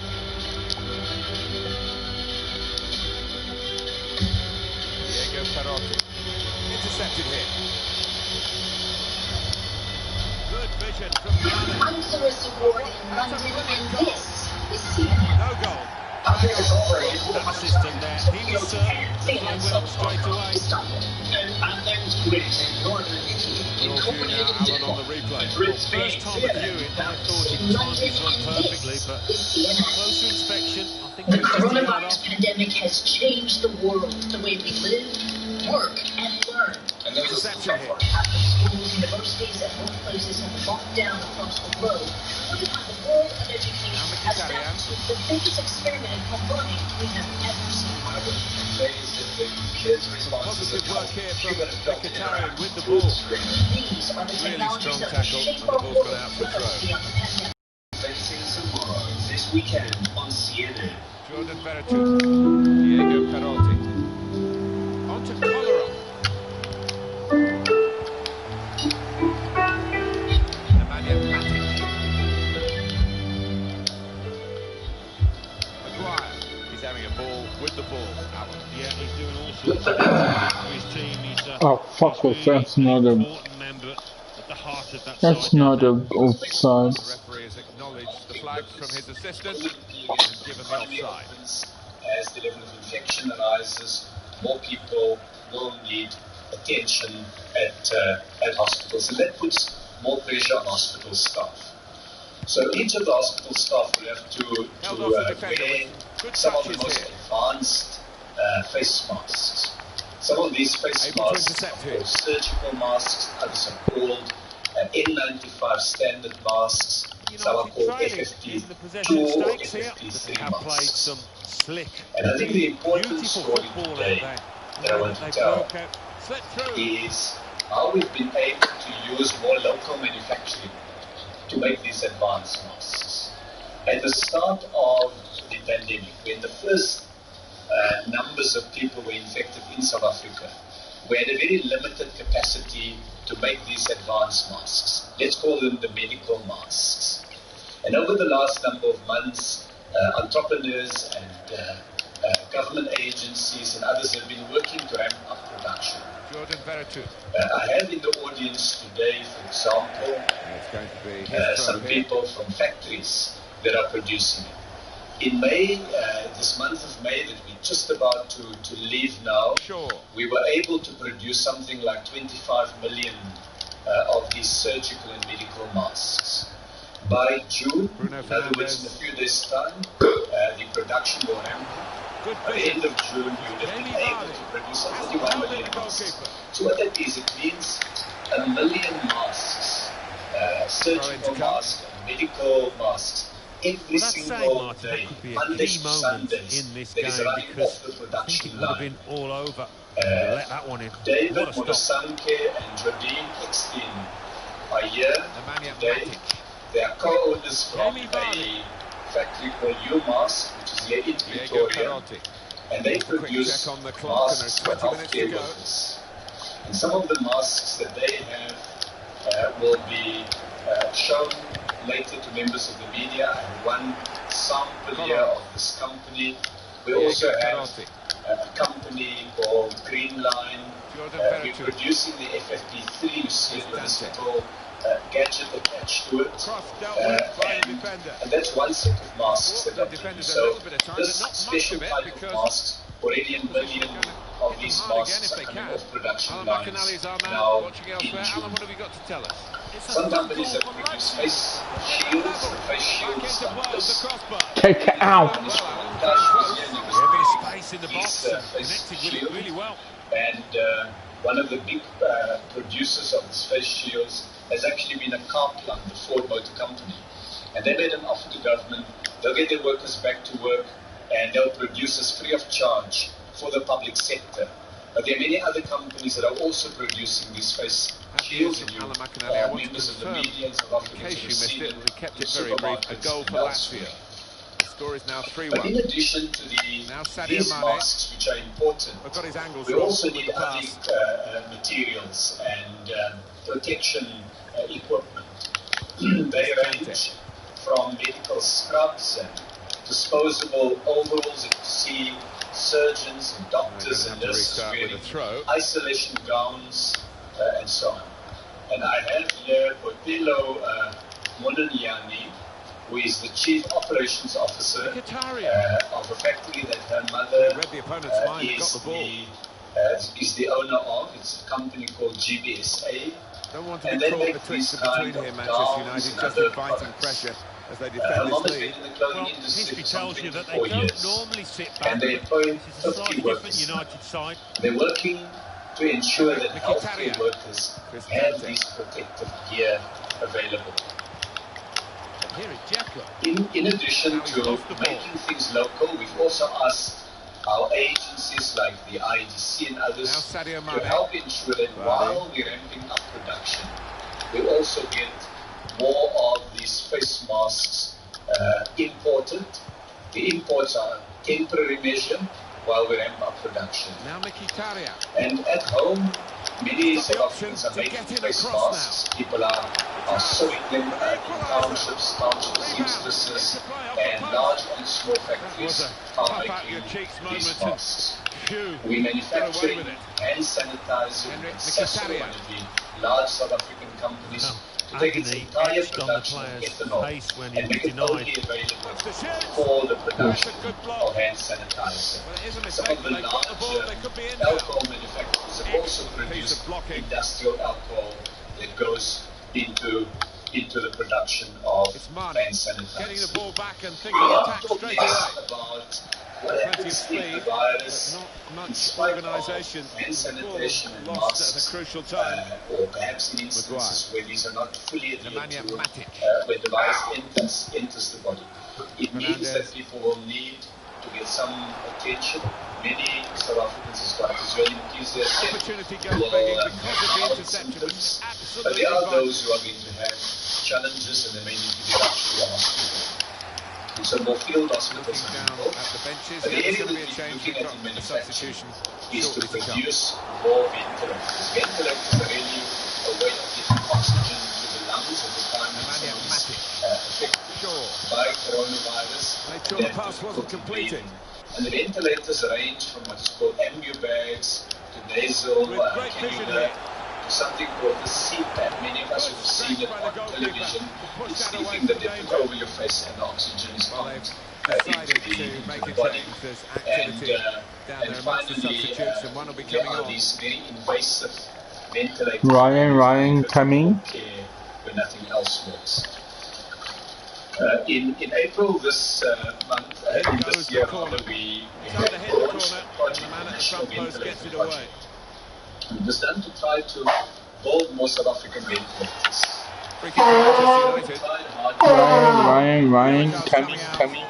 But everyone was chasing the same product. So wherever factories were making these things elsewhere, the orders were immediately snapped. Have a look at it. Well, he's trying to go for the slide tackle. We last produced ventilators Ryan. and when the pandemic hit us, we had no local manufacturing capability. But South Africans are resourceful people, and so we made a public call and said to industry and to innovators, come up with plans and ideas. And they came up with many ideas. We created the National Ventilator Project. We asked the people, some of our leading scientists, to sit on a little panel to evaluate these. And I had wanted to just show one prototype as an example of what is now being developed here in South Africa. It's a prototype of a ventilator. It's made by a local company, and we're now working to get three of these, three prototypes finalized. And after we've finalized these three prototypes, production will start now in June. And the first units will come off the production line during June. July we're scaling up quite significantly, and by August we'll be able to reach the target initially of some 20,000 ventilators. And this will be critical additional stock. Once the first production starts, we'll go through a fast-track regulatory approval process, because these are medical devices, so we need to make sure that they work well. But we're putting a lot of effort into this while we're also trying to find ventilators from the rest of the world. So it's trying both tracks so that we can ensure that to the best of the ability of South African industry, we're able to support the fight against COVID and provide our people with the necessary support. In addition to that, the National Empowerment Fund has also started, it's put aside 80 billion rand for businesses for the COVID-19 Black Business Fund. And they've been overwhelmed by applications. More than 300 applications have been received, well more than the amount of money that is set aside. And they're now looking at ensuring that these are made available. Come on, my boys. Come on. They also have granted about half of the businesses that they support. Finally, there's been a request from the public that we must do something about the rise in prices. And I must say that we've made public some of the actions that the competition and the consumer authorities have been undertaking. We are joined today by the Commissioner of the Competition Commission, Commissioner Kevin Bonakele, and he and his team has investigated a large number of complaints that we received from the public, where prices have suddenly risen. And as we indicated yesterday, some price rises may be unavoidable because we import the products, and as the rand value drops, the cost of these products increase. But in a number of cases, the Commission has found that individual players, maybe it's a pharmacy, maybe it's a shop, seem to have increased their prices simply to make a profit out of the margin that South Africans are paying through. Our laws don't allow excessive prices by dominant players. They don't allow for unjustified exploitation. And early in the pandemic, we pushed some of the directions to deal with this. I'm going to ask. That's a foul. I want to check with my colleague. This is now a that I would like to invite Commissioner Bonakele. Ryan, Tammy, can you repeat what you said? I didn't get it. To South Africans, and there are a number of other people in the audience. We won't call them up today for logistical reasons, but they would be available if needs be to speak to members of the media.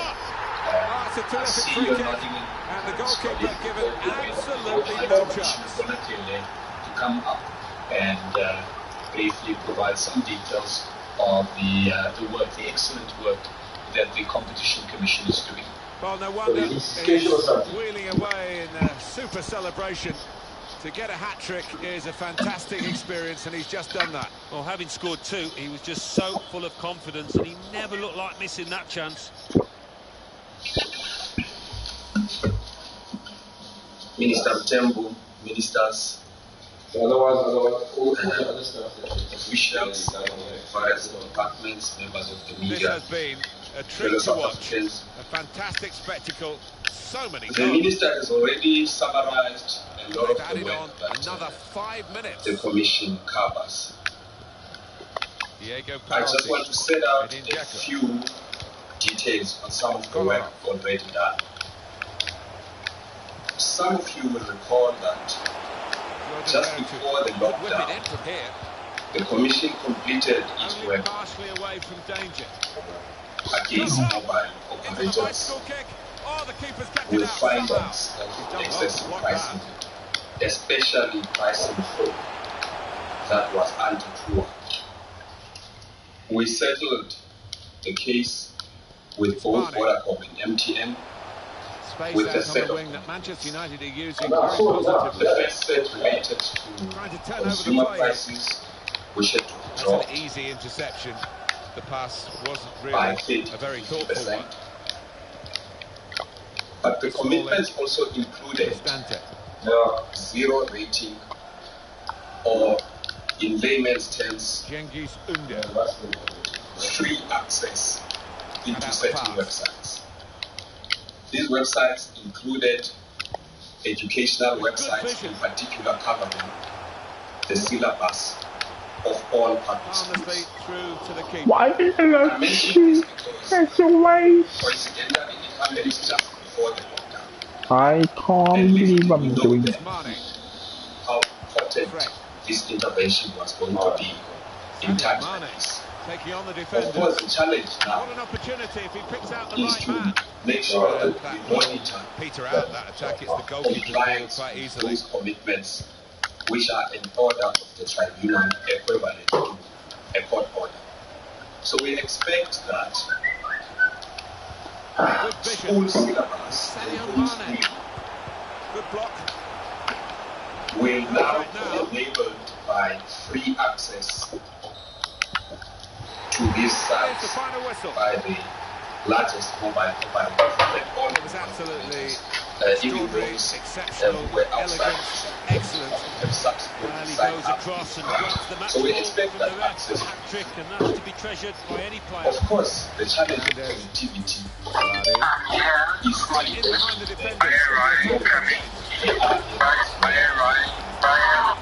We still struggle to get schools connected and certain areas Shoot connected it, Jim, so into the internet. This is an ongoing struggle. But nevertheless, I think we have made significant strides. The second area of I just want to touch What a on fine very goal. is that of Two now. exemptions. A little bit more careful.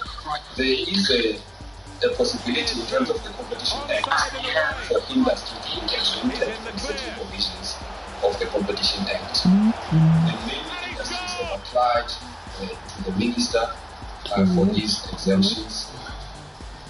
And we encourage, especially the small ones, to do so.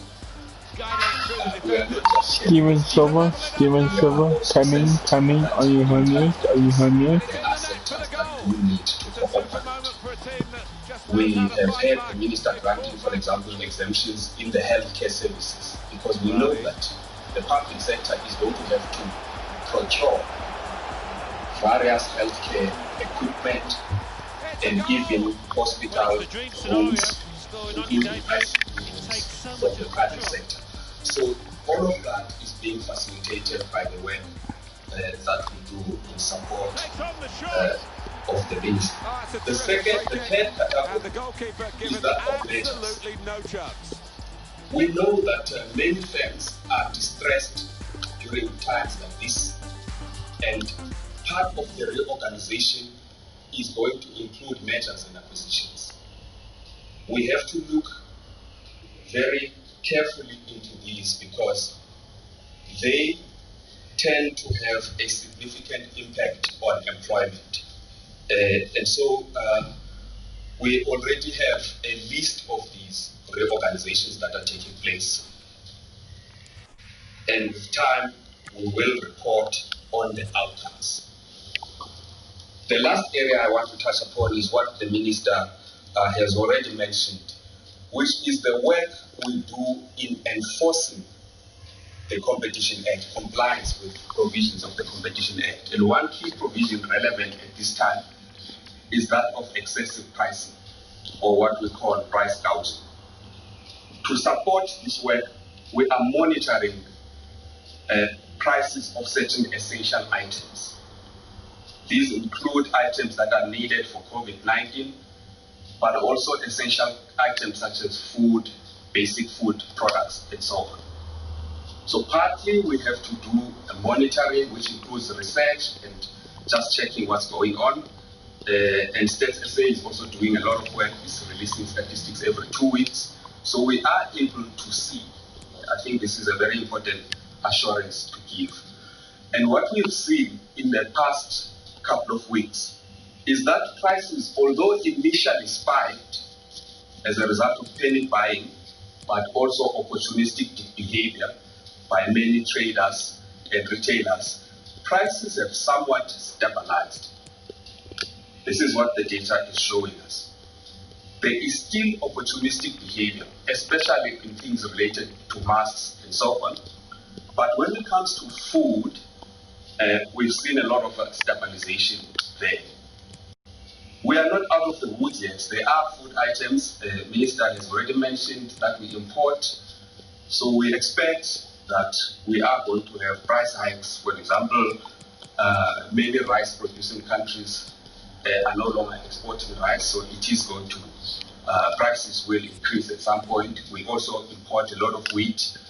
We know that we are going to face some price hikes there. This is the crucial point.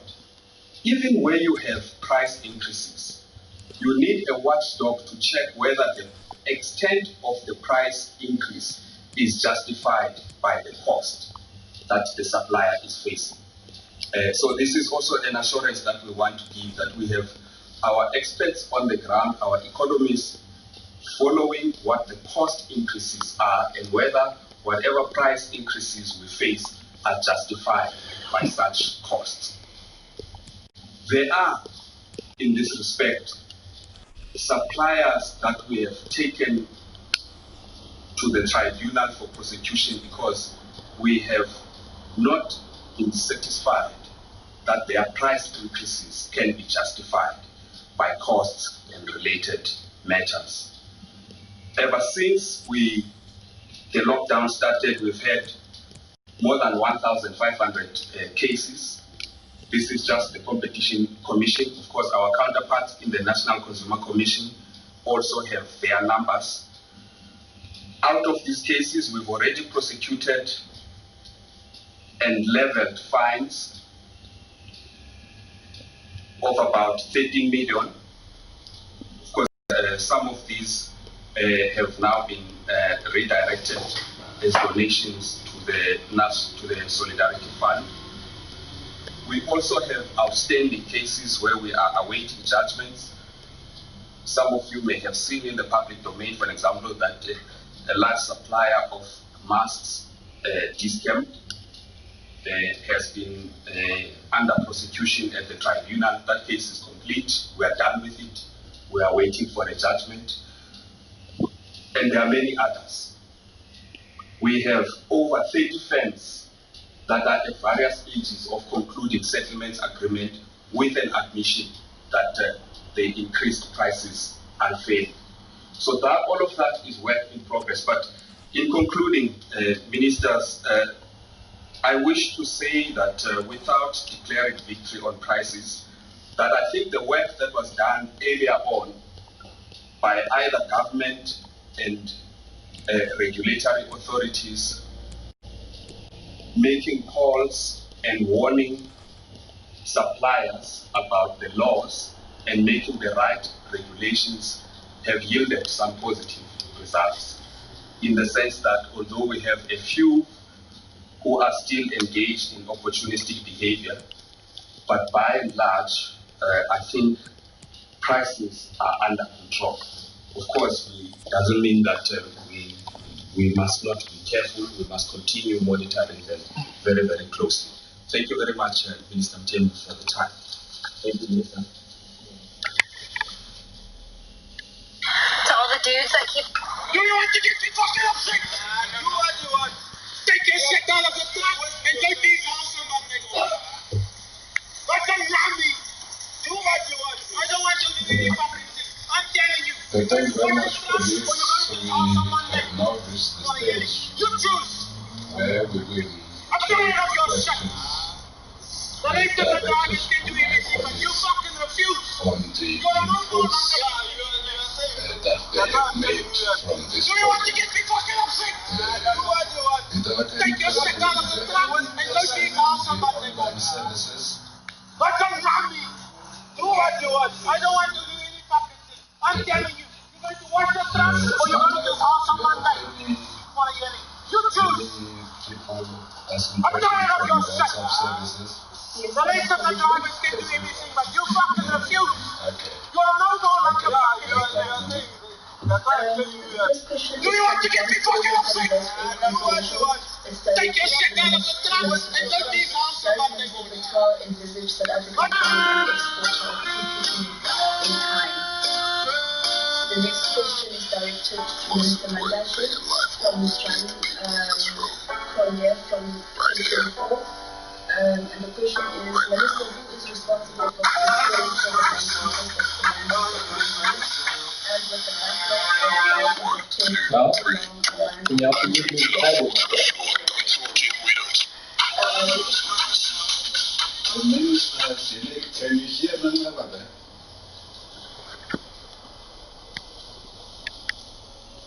I can hear. Not me. The questions.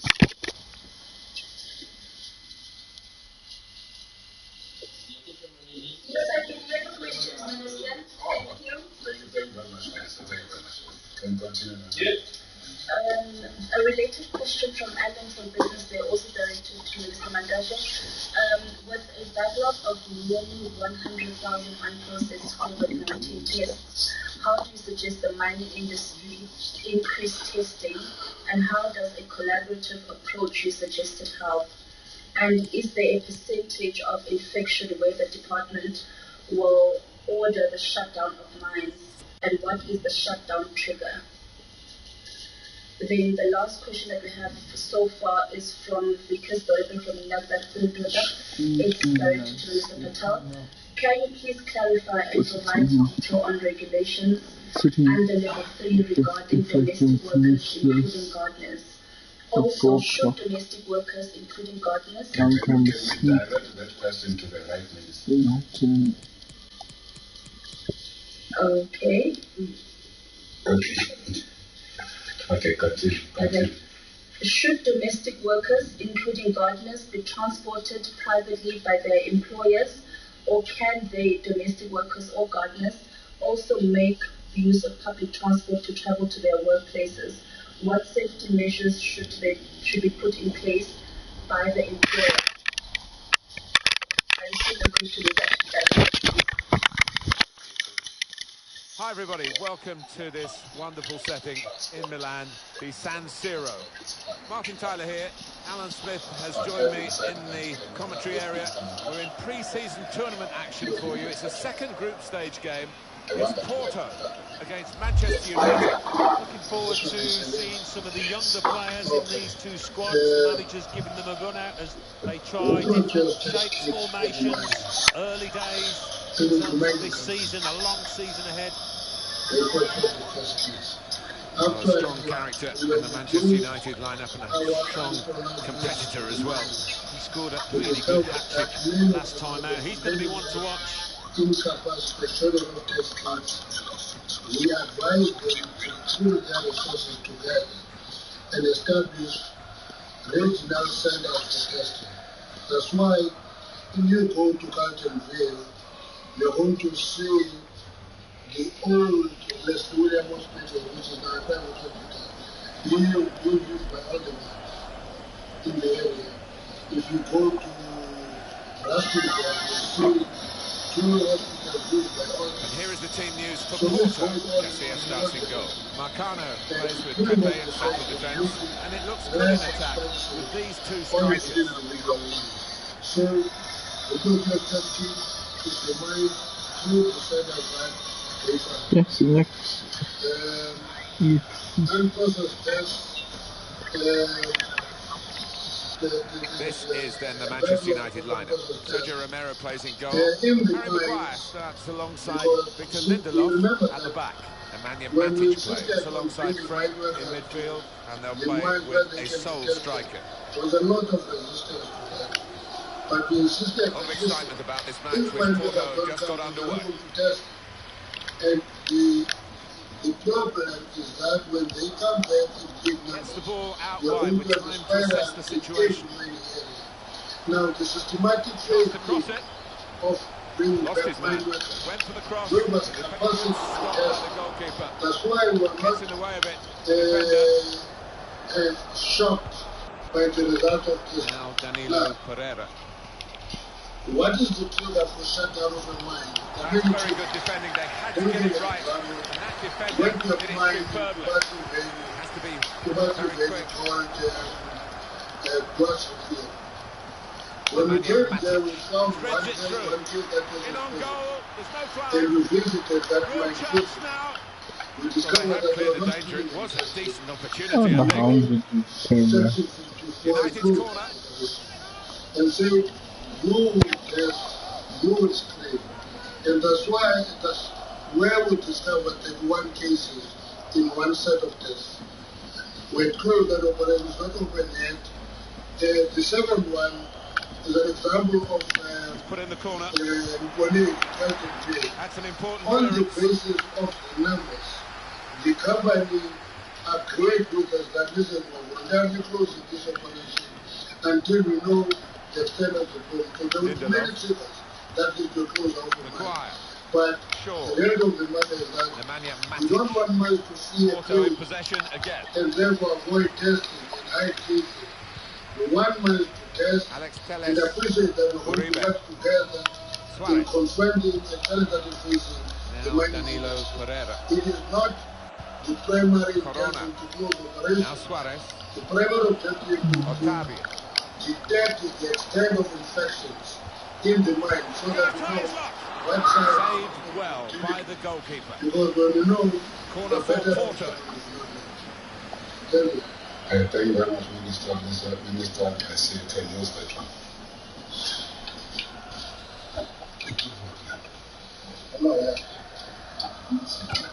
Corner played in. That's frustrating to the coaches to see a corner there defended at the front post so easily.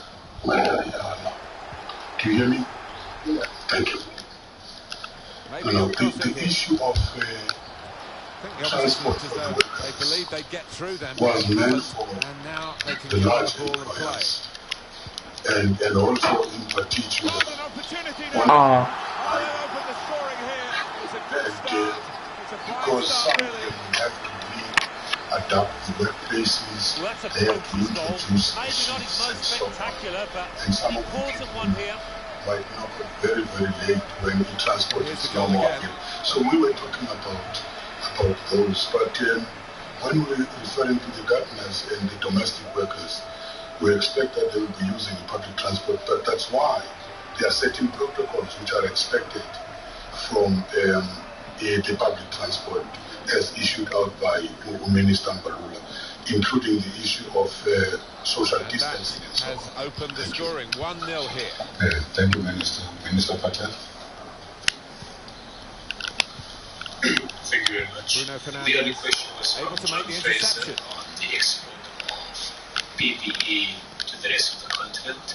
Attacking now. John, in fact, you've pointed to a significant opportunity and we've already begun to supply export PPE to neighboring countries and to the rest of the continent. With the global shortage of personal protective equipment, many countries on the continent look to South Africa to assist in making kit available to fight the virus. And it's important that we do so because as neighbors, it's only when we can ensure that the infection is not spread across the region, that South Africans are safe. But there's also, of course, social solidarity that we need to show to neighboring countries. And very importantly, in the long run, there are economic opportunities also. The lesson of the pandemic is that Africa as a continent must make sure that we have the required capabilities and capacity to produce. That we must never again be subject to the shortages we've seen globally that places the lives of people at risk. So in this period, on hand sanitizer, which of course is a critical first line defense, we have now exported 150 million litres of sanitizers to countries elsewhere in the continent. Most of it is to immediate neighbours, but some of our hand sanitizer has also gone to Ghana, to Kenya, to Nigeria, and to Uganda. On face masks, millions of face masks have now been produced and made available for healthcare workers in neighbouring countries and elsewhere.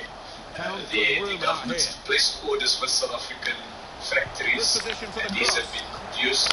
The biggest one has been the sale of masks to Botswana, followed by Namibia, and of course Zambia, Lesotho, and Eswatini. I want to indicate, though, that with masks we've also been able to export masks to countries like Nigeria, Egypt, and Algeria, Gabon, and Kenya.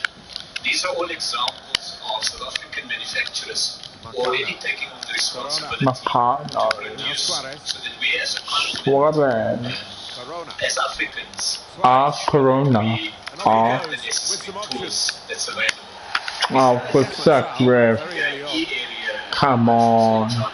There's another issue, which is medication, general medication. Of course, much of during the time affected by COVID, they'll need How was that a power? but also in addition to that, even those who are not infected still have medical needs. People are diabetic, they've got asthma, they have cancer. And South Africa has been a significant producer of general medication, antibiotics, antivirals, and pain medication. And we've sold about, out of everything we've exported, about 3/4 of it has been to SADC countries. That's the Southern African Development Community, so that's our immediate neighbors. And much of the rest has been sold on the rest of the African continent.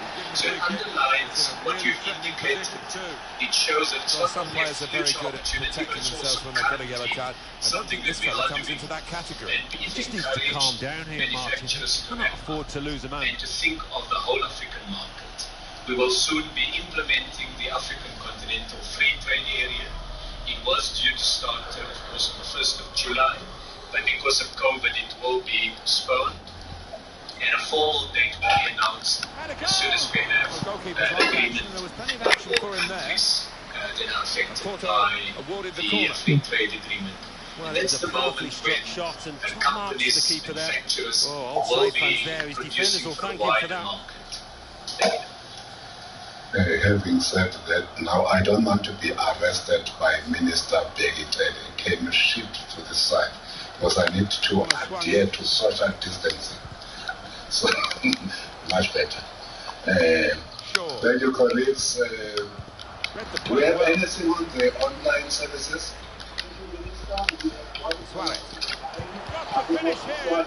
That shot's blocked very quickly. Thank you, Minister. Good afternoon. He made that look like a poor pass with a very good interception. A couple of teammates up in support. He's blocked the shot well. And he's back for a corner again.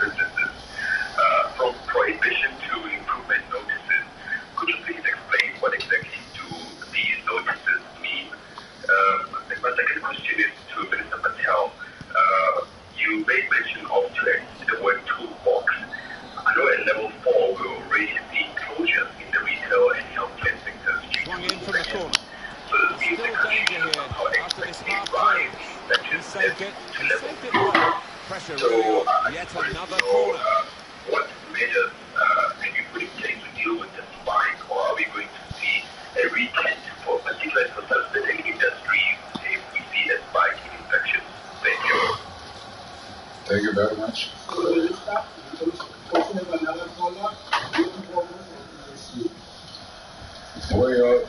Corner played in. Peters out rather for them.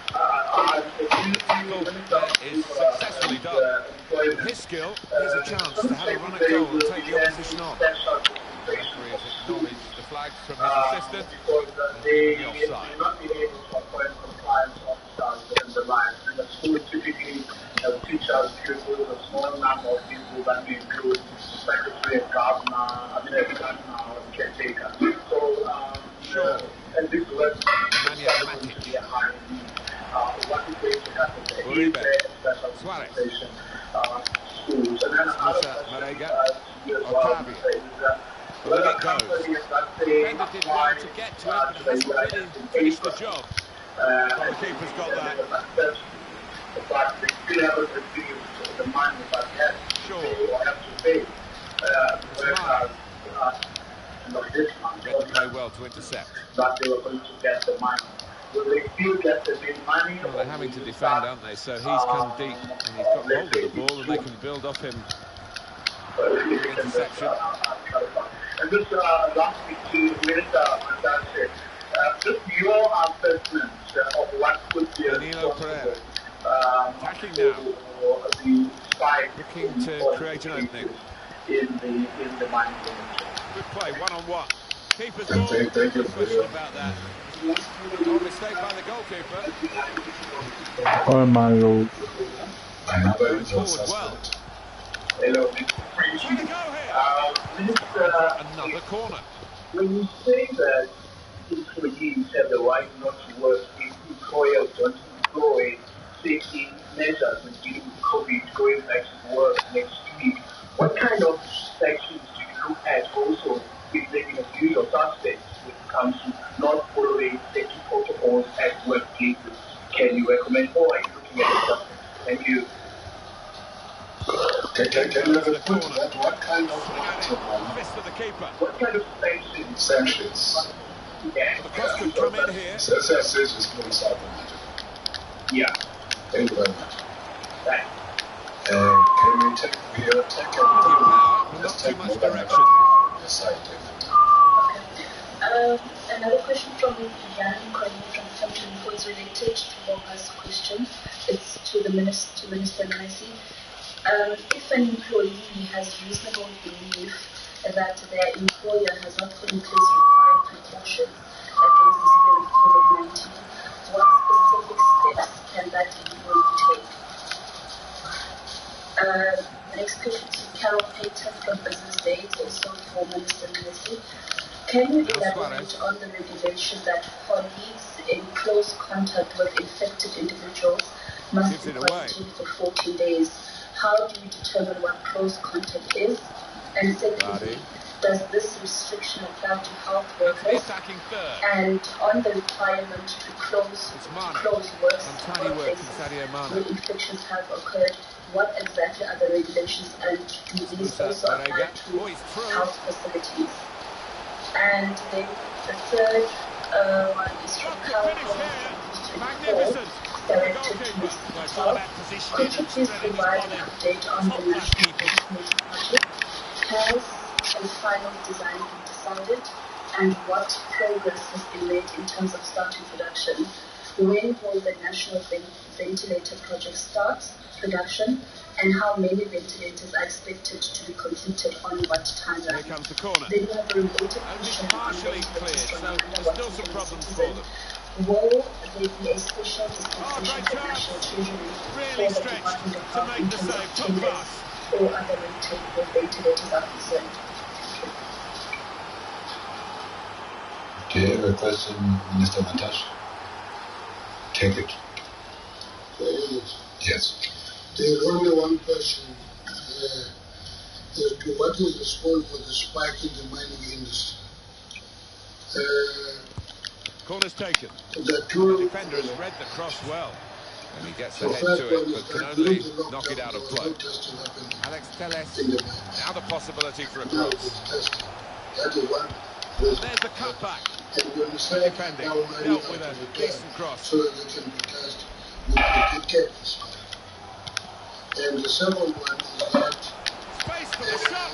because got to cricket it, does but made the save comfortably. Yeah, he would have got some stick if that had found the net. you are having a better chance to detect the extent of the problem before people go to work. Because once there is an accident of one person escaping and go underground and test net positive, the likelihood is that that entire crew is likely to be infected Played into the middle. will be forced to quarantine the entire crew. If they went down, Way off target. everybody was Run all over us. that person will have to be Look at this. tested. And every time we do that, there will be a spike in that particular mine. And that is an important development that mine workers must be tested. The extent of the problem must not be hidden so that we can confront it. Thank you, Minister. Minister Nelson. Poor attempt at a pass, really.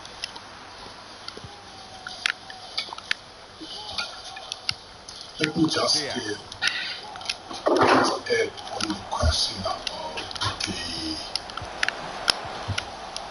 gardeners and domestic workers and say that every employer has a responsibility. In on goal, there's no flag. Oh, come on, Rev. The referee's given it. Come on. Including the employers of the domestic workers. So, which therefore says the issue of the sanitizers, all the protective equipment which might be needed, the masks, the masks even for the domestic workers and gardeners. They're going for it, Manchester United, with some good passing. A number of Need another goal to level it up. asked He looks to his assistant. in special dispensation of schools. Because schools are dealing with children, I know there are discussions between the education department and the public works about some extra staff members who have to be put in there in order to give support. Excuse me. Screening and so on. There are protocols which have been declared or proposed by the Ministry of Education. So that's what is happening there. So there will be people who will be helping in this schools. They can get all of us will have to put various protocols, but I think the Ministry of Education can be able to good idea, I suppose, but it didn't work, so maybe not such a good idea. And that discussion with public works to make available some of the EPWP workers to help in the schools. And the other question... His skill, here's a chance to have a run at goal and take the opposition on. Here's a chance! If an employee has a reasonable belief, the employer has a lovely bit of individual skill to beat his man against the spread of the virus. What specific steps do you expect the employee to take? We are going to rely, one, on the organized workers, the unions, the shop stewards are very, very important here to be able to help us, because we can't be in every workplace. Even if we wanted to, we can't be there. Secondly, we're restarting at 2-0. There must be health and safety committees which are put in place in each and every workplace to be able to deal with whatever is emerging or any problems which are emerging, so that they can be able to resolve it. And those health and safety committees must have worker representatives. That's what we are saying. There is no ball. It's Jamie Vardy. Good work by the goalkeeper. Just go and kill yourself, because that's what it means. Why did they not take a shot? If people are forcing the workers to do that, it means if they are not doing that, attack building for Manchester United. Can immediately describe this. It's got to be quick now. They can report by Pepe. That they are the people who are violating, and they will be able to deal with those disputes through our structures and so on.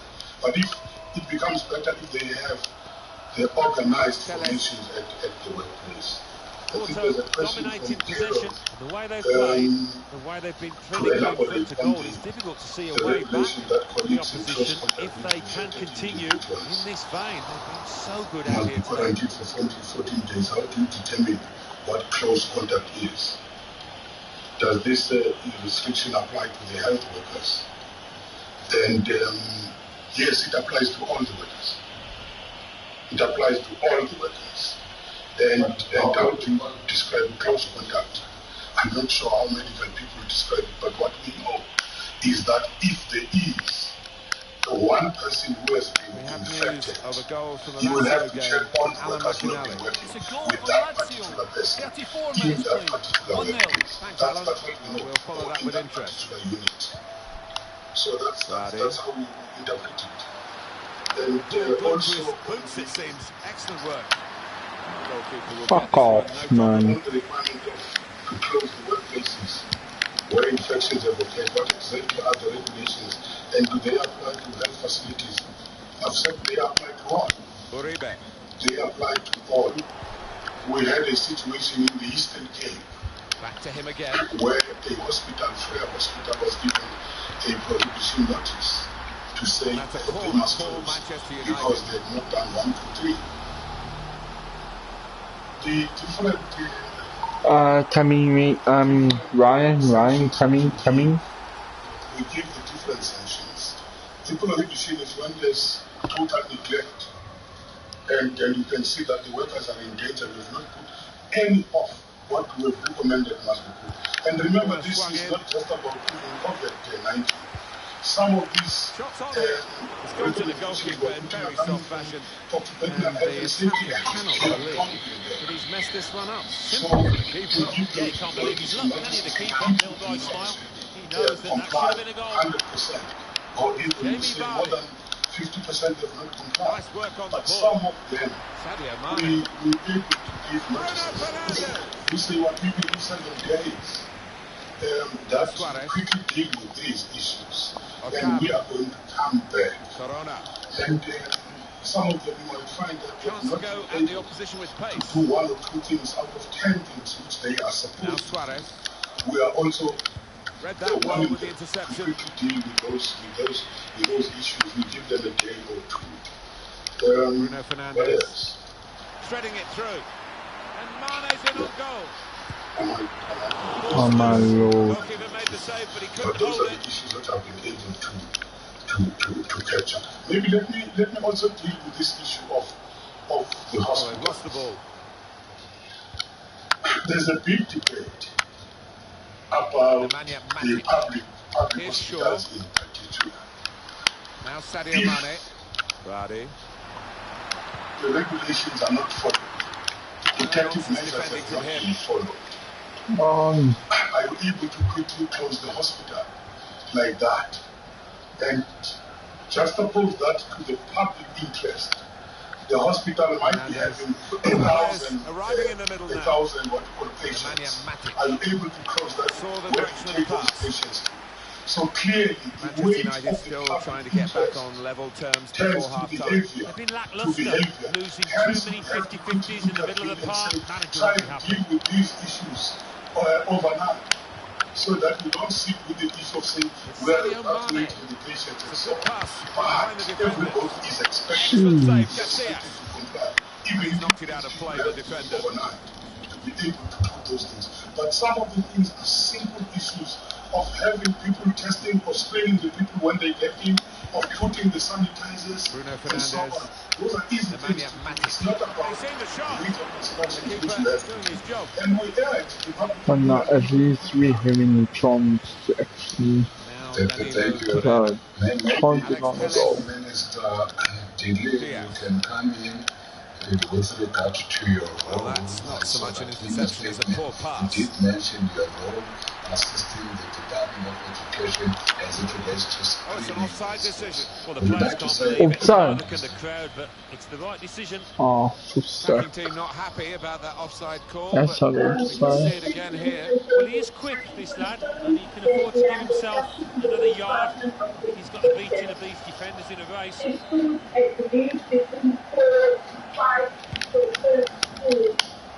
Now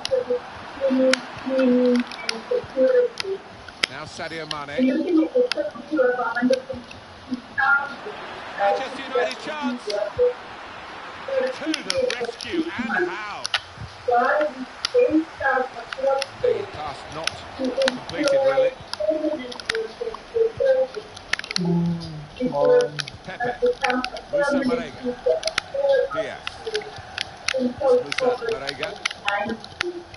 Good interception there.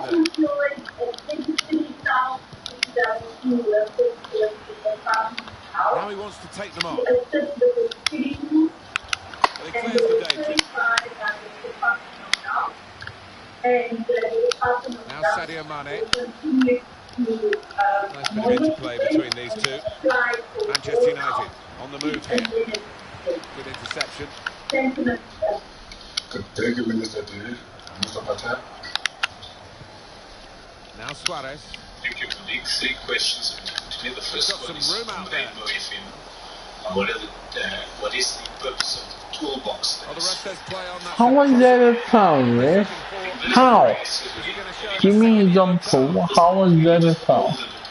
I looked at the referee straight away, and I thought the yellow card was coming out for him a second time. I just wonder, you know, so how was that a foul? He would have in that instance. It's a clear foul from that sliding challenge. Well, he made up his mind, and he was committed what do you asking? What do you asking? Opportunities for the players to speak. The danger here is that a poorly he can't go for goal, but it is a dangerous situation because if he gets it on the money, it's going to be hard to defend against. Well, they're keeping the pressure on with all these corners. Jamie Vardy still waiting for the supply to come. He's just looked a bit under the weather. I don't know if he's poorly or whatever. Not been his normal, sharp, bright self. In terms of the risk-based approach. And these instruments is what we talk about in the toolbox.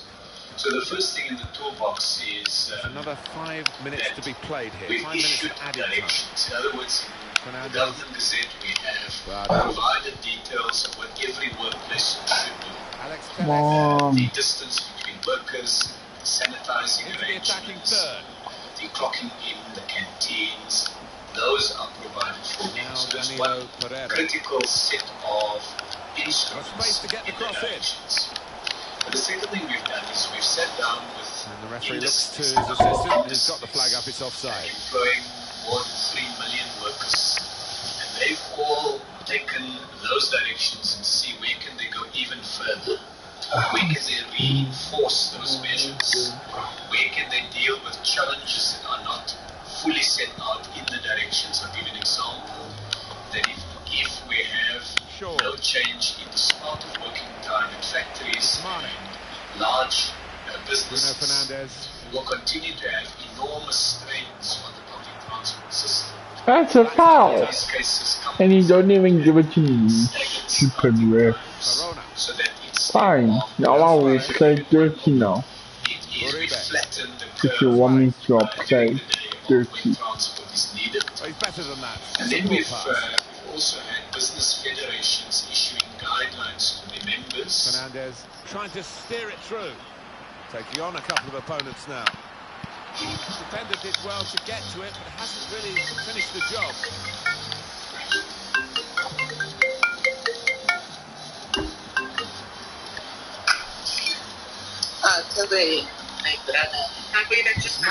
Yes, always my brother. Steered through. It was a promising situation. They could have made more of that. Me, I'm playing PlayStation. Body in front of the opponent to protect the ball well. Uribe. Yeah, my brother. Opening them up with a through pass. Yeah, how was the day been? Trying to thread a pass through, but not successful. Chance to get the ball in the box. You can see what he was trying to do with the cross, but it's a goal kick. We're hearing that Chelsea are moving in for a new signing. Oh, okay, yeah, I see. Okay. I don't know why this thing doesn't want to work nicely.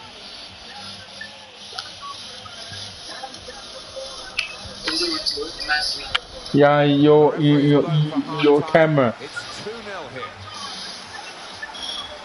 Yeah, It's made from China. Performance, isn't it, Alan, from him in the first half? To be honest, Martin, I haven't seen him play better, but he got himself a goal. His team are ahead. He'll certainly take that.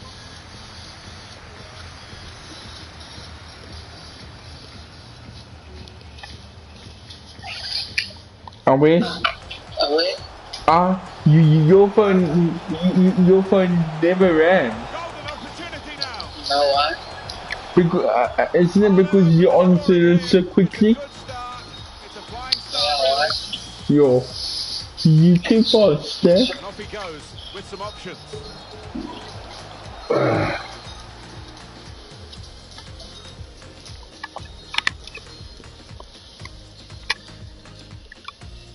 Swung in from the corner.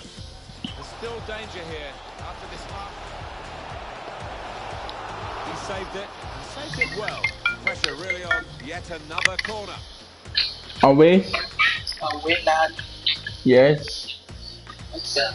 Yeah, what's up? Nothing much, just playing games in my bro. Just playing games. I will call you back. Okay. Hello, Mom. Hello, buddy boy, how are you? Good thing. That's good. How did you get to for me? Doing good, thank you. Much better than the other day. Okay, what did you do today? Everything's the same. Power parking, what's it? 3-point turn or whatever it's called. And then I did the one that you saw me in. The one with the left and right boxes. And then you reverse in. Yeah. Yeah. How did you do? Did you get the pole today? No. Oh, well done. Yeah. Okay, well done. Yeah. Otherwise, what are you going to do this weekend, my boy? Well, just chilling, basically. Yeah. Yeah. Is your dad home? Yeah. Okay, so you guys are alright, man? Yeah, we are, yeah. Okay. You sure, my bad? Yeah, I'm fine. We're just fucking bored.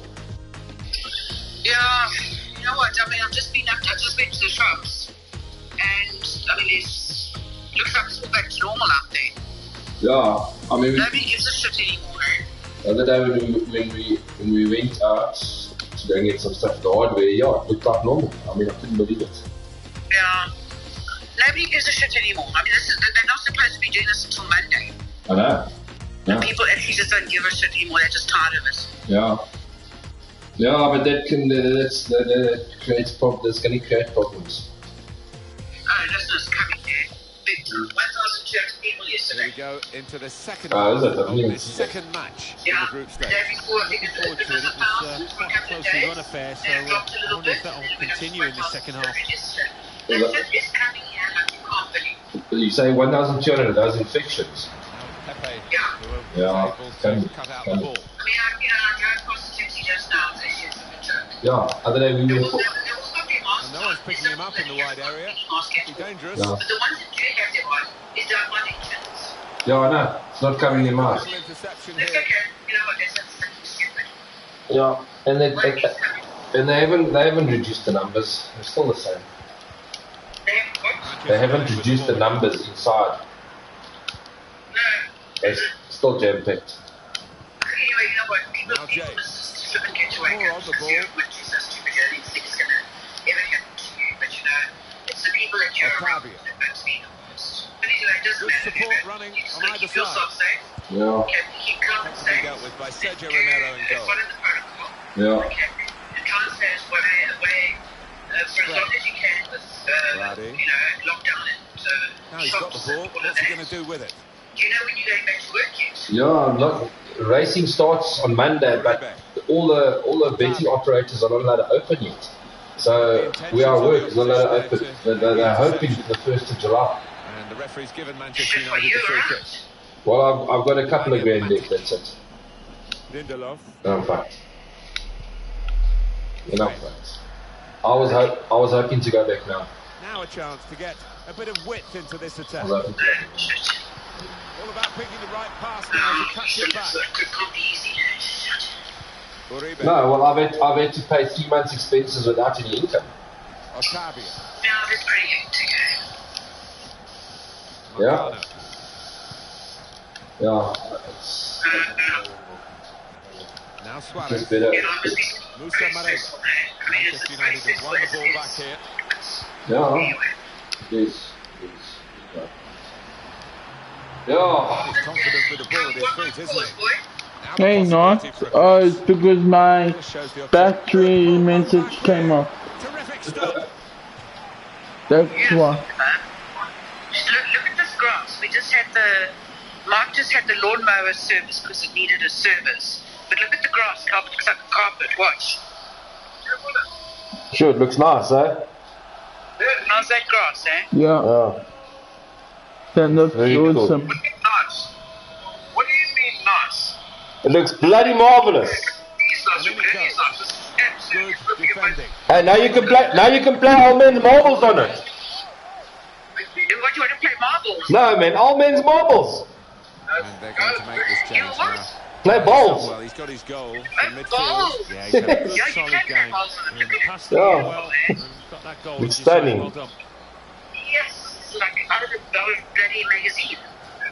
Yeah, until winter comes. Here comes the corner. No, I've got to say It that looked the a certain goal until the defender Oh, managed okay. to get some Okay. contact. That's Just instinct, but that is top defended. that roll across, you know, like on the gospels. Yeah, I know those ones. It cuts it very fine. Okabi. Well, for me, I think this guy's playing really at the top of his game. Do you think so? It looks that way, Martin. He cannot get enough Really nice. dominating things out Yeah, there. I think we should celebrate. Fred. So, Thank you, my Colby Browners. I'm glad you had a good lesson. so thank you. Cross now. Here, love you, Spitz. Thank you. Good interception. I will. Go and have some That's really the way to get the ball. Junior, are you going to get any more cigarettes from Andre? Hey, what do you think of your pump here? What's wrong with you? Hey, Rabbit. Mark. Mark. You can try sometimes to say house, Maguire. not just only when you need something. No. I speak to you when you fun, Calvin. No, listen, seriously, I wanted to use some that should come in. Belongs to the goalkeeper. I said, well, I've got some views coming on Monday. So I said, just two trips. Have you got it? He said, you got out. No, I've got till Monday. Yeah, Monday's fine. Porto's throw. Yeah, I know Monday, Tuesday, it's super easier when I've got a couple of Okay. kids at once. Okay. All right, Mark. So Thanks. if you are, but I think I've put it in three cards. Musa Marega. Now, two will be cool. Thanks. Because I think that is. Attack into. Just go back to level 5 and you must find. Closed him down. Well. Good defending. Bruno Fernandes. Listen. If we go back to level 5, I'm going to blow Kran's bridge Very good tackle. Not his first today either. without the fucking bungee. No, I agree with you. Serious. Yes. No, but I want to listen, I think what I'm going to do is go back to level 5. Now there is some space in the wide area. Get on the top of that. The Couple of teammates up in support. Yeah, I'll join. I'll join you. Yeah, I said to Jim, when I pass away, I'm doing exploring the galaxy. I'm so looking forward to it. Trying to steer it through. And Sadio Mane. I might be spending an early trip. Jim and I'll be on the top of the rocket saying, just Yeah, they can tie me to it. I don't care. yeah, but they're not into it. I'll tell you what's going to happen. He wants to run at them with the ball. It's good to see. Well, there he is. He's been a brick wall today in defence. But I think that Oliveira. what is going to happen is going to start really That's an tough. unforced error, Yeah, really, with the I think pass. so as well. Have you seen? So hello, Mark. Really Nah. important reading the danger there. What is that, by sorry, the Cal? defender. Have you seen that CNN guy got arrested? Here come Porto with the ball. No. CNN reporter this morning. There's so much shit in Minnesota. Marega. There is so much racism that's come up in America because of this coronavirus. It's That's what happened. It's Minnesota when the police guy killed the black dude. with his knee. Down as a poor cross, really. Neck. Yes. So now all the riots have been happening. They burnt the police station, and today the CNN reporter who was with his crew, was arrested in Minnesota, and he even told, they knew he was a reporter, but because he was black, he was arrested. Now it's even bigger shit. Now the governors had to apologize, and they're saying it's a racist thing because he was another reporter there, but he was white, and he wasn't arrested. That's a fact. That's what happens. There's a reason for it. Yeah. The reporter was actually when they didn't show you, as he went past the shop, the police had him until it took some bucks out. Yeah, if it had been that way. No, it was that way. Definitely, they caught him. The Fox News caught him. It was a CNN reporter. No, this is totally new. This is CNN. They were. It was a CNN reporter that was arrested. No, this is different. Looking good when they attack. Look. Which reporter was arrested? Another guy this morning, he was busy filming. They were busy filming the actual rioting and the fires. We've had an hour gone here. CNN, but he wasn't near any shop. Now James. Bruno Fernandes. In quickly.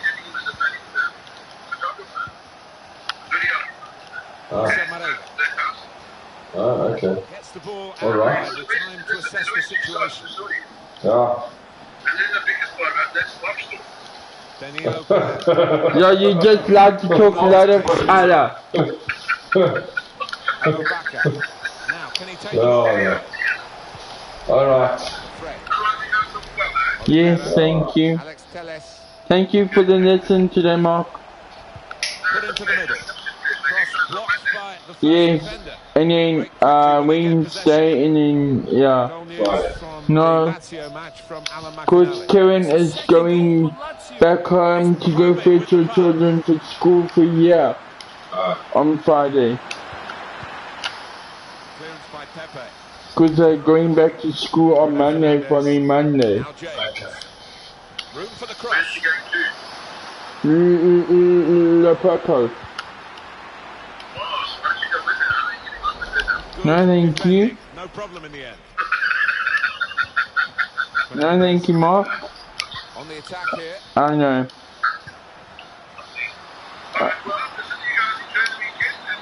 Could get a goal back here. And he has done. Cool. Thanks, Mom. Have a nice evening. Thank you. Bye. Bye.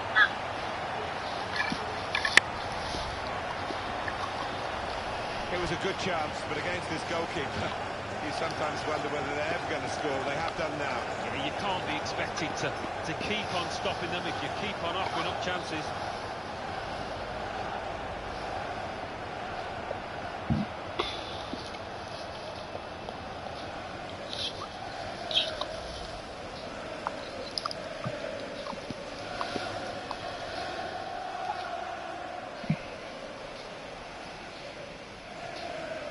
Off we go again, 2-1. Alan McInally there with a very brief report, a bit briefer than he wanted, I think. Lazio did score in that game, we can confirm that. They are winning 2-0. To the other flank.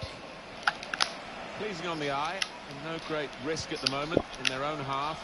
And they are winning the match, of course. Fred. James. Vardy. Well, they are moving the ball well here. That's a foul, referee. Come on. Now, and they don't really look like threatening in that particular style. Diaz. Musa Marega. It's going to be a throw here. Exciting player, isn't he? The wide man has been taken off now, actually.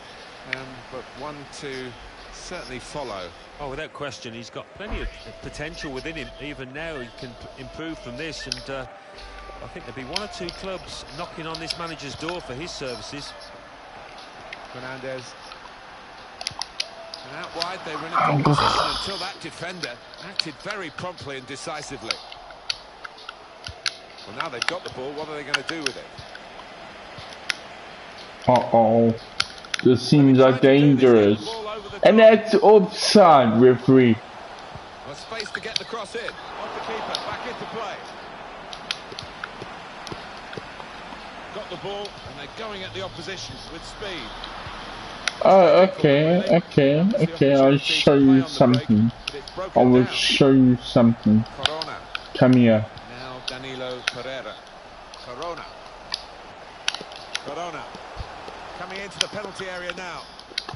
Well, they've got to keep the crosses coming in. I'm sure in the end will deliver something, but it didn't this time. Brady. Haha, great ball. Trying the equaliser here. Yes. Such a classy goal. Yes, boys. Now we're back. Come on. Come on, boys. From 2-0 down to 2-0. Come on. Top marks, but resilience. They've had to absorb an awful lot of pressure, but strong out. And what a good goal that was. Well, it's a goal worth replaying over and over again, isn't it? Come on, come on. Come on, come on, come on, come on, come on.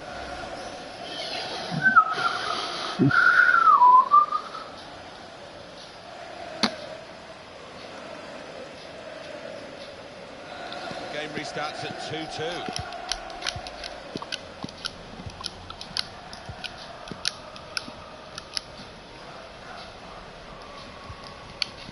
Nakajima. They couldn't keep possession, they've given it away. 20 minutes of the 90 still to play. Well, he wants to run at them with the ball, it's good to see. Here's an opportunity maybe. Sadio Mane. It's Jamie Vardy. And that goalkeeper can just saunter out and pick that up. How was that offside? How? They might be in to score. That's an offside. I was offside. I'm behind a black line, you stupid ref.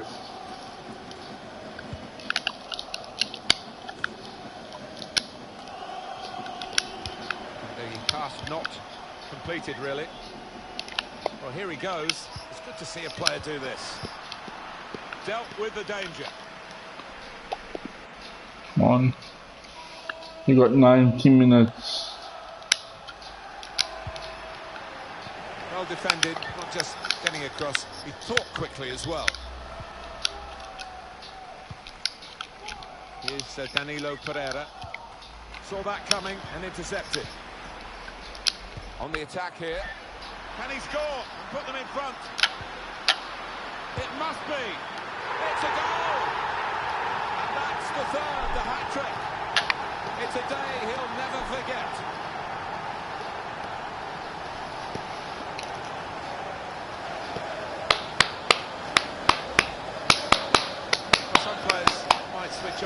Come on, my boys. We have to go to win this. From 2-0 down to 3-2. Come on. He runs off the ball and be top class. Oh, look at the manager. He works hard on his team on the training ground, and he's seen some reward for it down there now.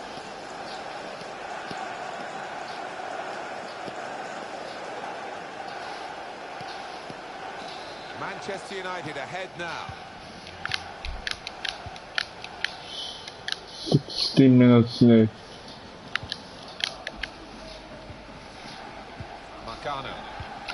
Marcano. Morona. Corona. It's good work here in terms of possession. Haku. Final pass. Well, he used the inside of his head well, but not the outside, off target. Yeah, 15 minutes left to go. 15 minutes to go. Come on. Any sort of contact there, and you come on, come on, come on, come on, come on. It's come straight to him. It's a come on, come on, come on, come on. Come on. Fred. James. Impressive attacking play here from Manchester United. Proper clearance, well away from the danger zone.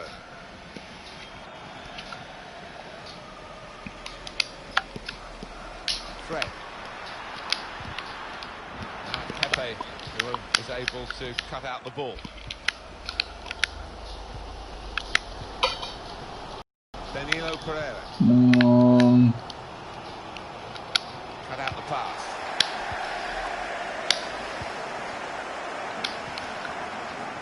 James.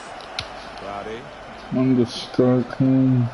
Difficult for the defender against the player who wants to take him on like this. That's a penalty. How? Porto with the ball. I'm going to take you back. Here's Danilo Pereira. They can spread the play now.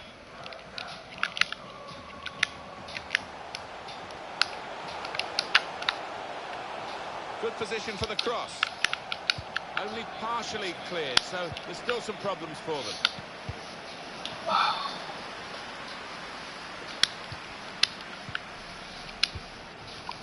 Now a chance to get a bit of width into this attack. He's given possession away here. Promising build-up until that challenge. Brady. Well, they pressed well to win the ball back. Striding forward, purposefully. Whipped in from the wide area. And the ball goes out for a goal kick.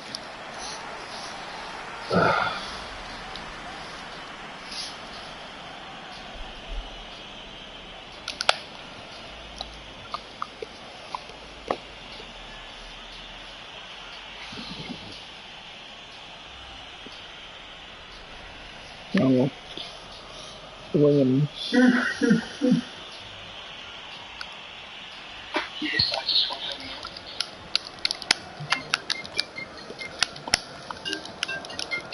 Manchester United closing in on victory here. Yeah, and they've been positive. They're actually trying to get another goal. Musa Marega. Looking to use. Away. Now Sadio Mane. Yeah, you speak China. Comes in with a tackle. Trying to slip it through. No. Well, the players can't believe it, and neither can the third, but it's the right decision. Can you... Why don't you buy yourself an energy? Why don't you get yourself? Why don't you buy yourself a GCR? Do you want to buy one? Do you really want a GCR? Lindelof. I need to buy a GCR. Now James. So what do you want to get yourself a GCR then? If you really want a GCR, if you really want a GCR, if you really want to buy one, he has to clear it. Guys, can you call me back because my camera's not working? I got Edgecom. Now Danilo Pereira. Yeah, I got Edgecom. They're looking good when they get the ball out wide, as they've done here. Chance to get the ball in the box. Catching practice indeed for the goalkeeper here from that mistake by the goalkeeper. With his skill, here's a chance to have a run at goal and take the opposition on. Very able to get his body in the way. Gone for the header, and we love to see that.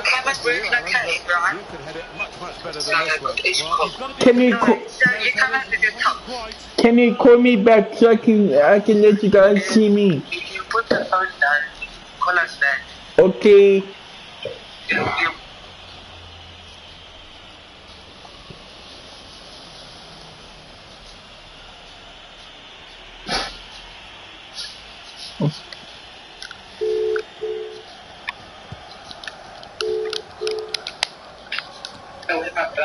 Always. Read the intentions.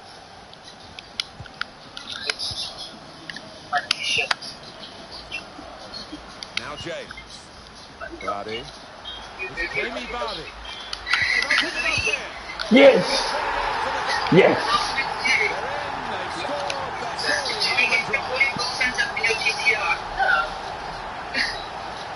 Come on. What color do you want to GTR? No. What color do you want your GTR to be? Yeah, man. Let's see your buddies. No. Oh, Calvin, let me sub. Okay. I want to see your buddies. No. The manager, doubly delighted with the way his team are playing. Nothing wrong with that.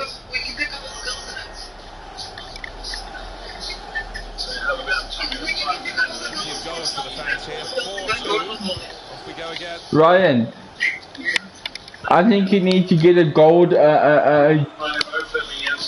GTI. Made that look like a poor pass with a very good interception.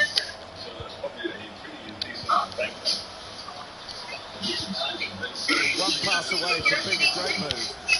You need to get a call that you get the Manchester or Otavio. That's what I want to do. Lucia Marega. Shoya Nakajima. Got the tackle in. Intercepted well. Saw the goal and went for it. It's a brilliant stop. Dylan who was going to do goes, he's got a car and he also wants to put Manchester down his boots, but he's got lines going down his car. 2 lines going down. He's got 2 stripes going down his car. 2 stripes going down his car. 2 white stripes and 2 black stripes going down his car. And he's got sound system like that in his boots. He's got 2 sound systems. Stripes like this. He's got 2 sound systems. He's got 2 lines going down his car. And he's got 2 sound systems in his car. He's put in the corner. And he wants to put. And he's a Manchester supporter, and he wants to put Manchester on his car too. I'm not sure he's got that And he also got his car covered done. Car covered done. Just the seat covers that he had were old and rude and whatever. So he took those ones off and put new covers on. New seat covers. It's like I don't like his car. I want nice fresh car. Why don't you like? Have you seen them in the car? Taxi out with Jürgen Seller 2.05, the second favourite number 9. Yes, Lorena Jansen at 4.5. What did you think of the car? You see the speed in the car. What did you think of his car? Otavio. He's got skill with the ball. Backing himself in these circumstances. Really? So have you seen he put lines on his car? Have you seen the lines in his car? Have you seen his lines? I really don't know how he missed it. Have you seen his new seat covers in his car? Before he'd actually touched the ball. Got ahead of himself there. No, he's showing it on YouTube. He's showing his car. His new seat. His new sound system. He's showing everything. Bruno Fernandes. Fred. Here's a chance to just stretch the opposition with a bit of width. To the rescue again. Otavio. Nakajima. Nakajima. Well, they're getting the ball forward. They need to do that. Good save by the keeper. Fred.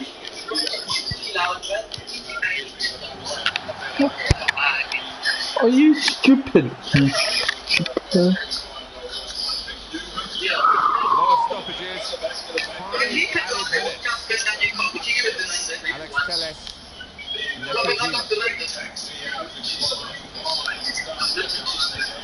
Threads it through. Tries the shot here. Not really tested the goalkeeper, but sometimes it can look a bit too easy. He made sure he made the save competently. Yeah, he did, and he doesn't make too many mistakes, this lad. Manchester United using the full width of the pitch now.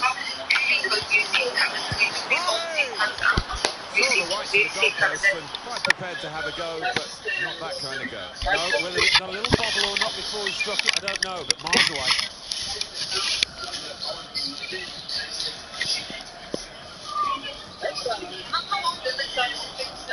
He's got 2 sons, not 1, 2. And he's got stickers. Have you seen his stickers? He's got stickers on his sons. He's got stickers on the back of his sons. He's got 2 sons in his back of his car. And he's got 2 different kinds of stickers on his. No. Yes.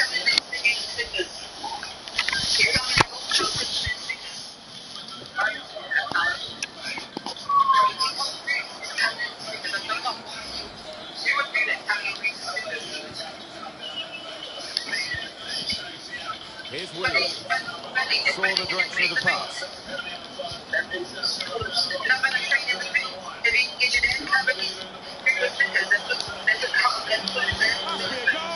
He's reached it and turned it aside.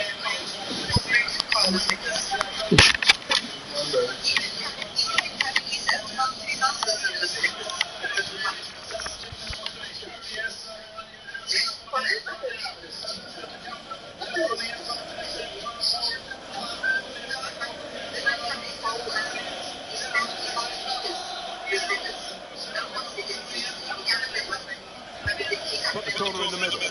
Only partially away from danger. Wants to have a go. defenders managed to get in the way there. The assistant has raised the flag for offside.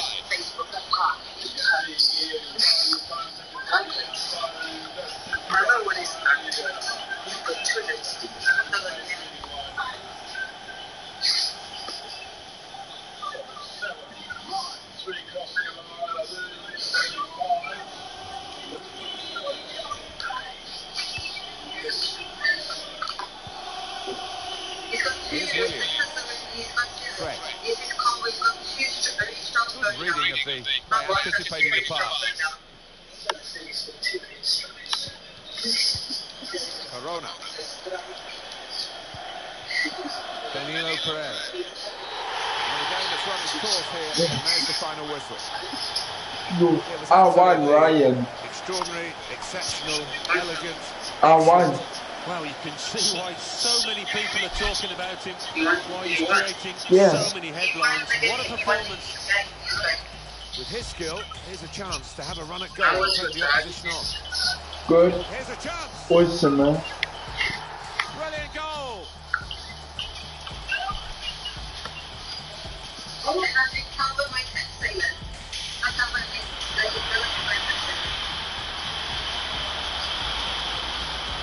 And he has done. It gives him a chance now. Yeah, they kept knocking on that door. I know it's open.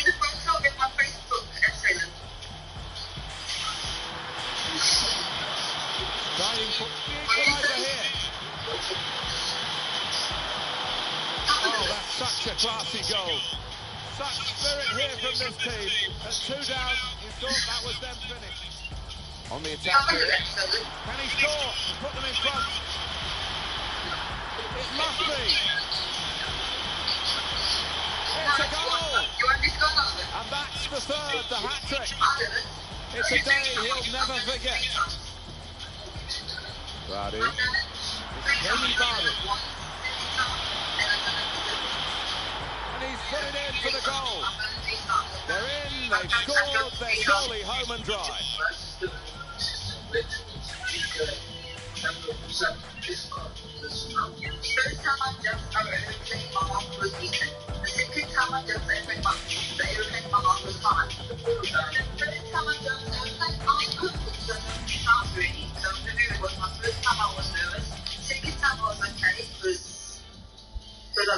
I liked it the second time. I was okay the second time because I enjoyed it.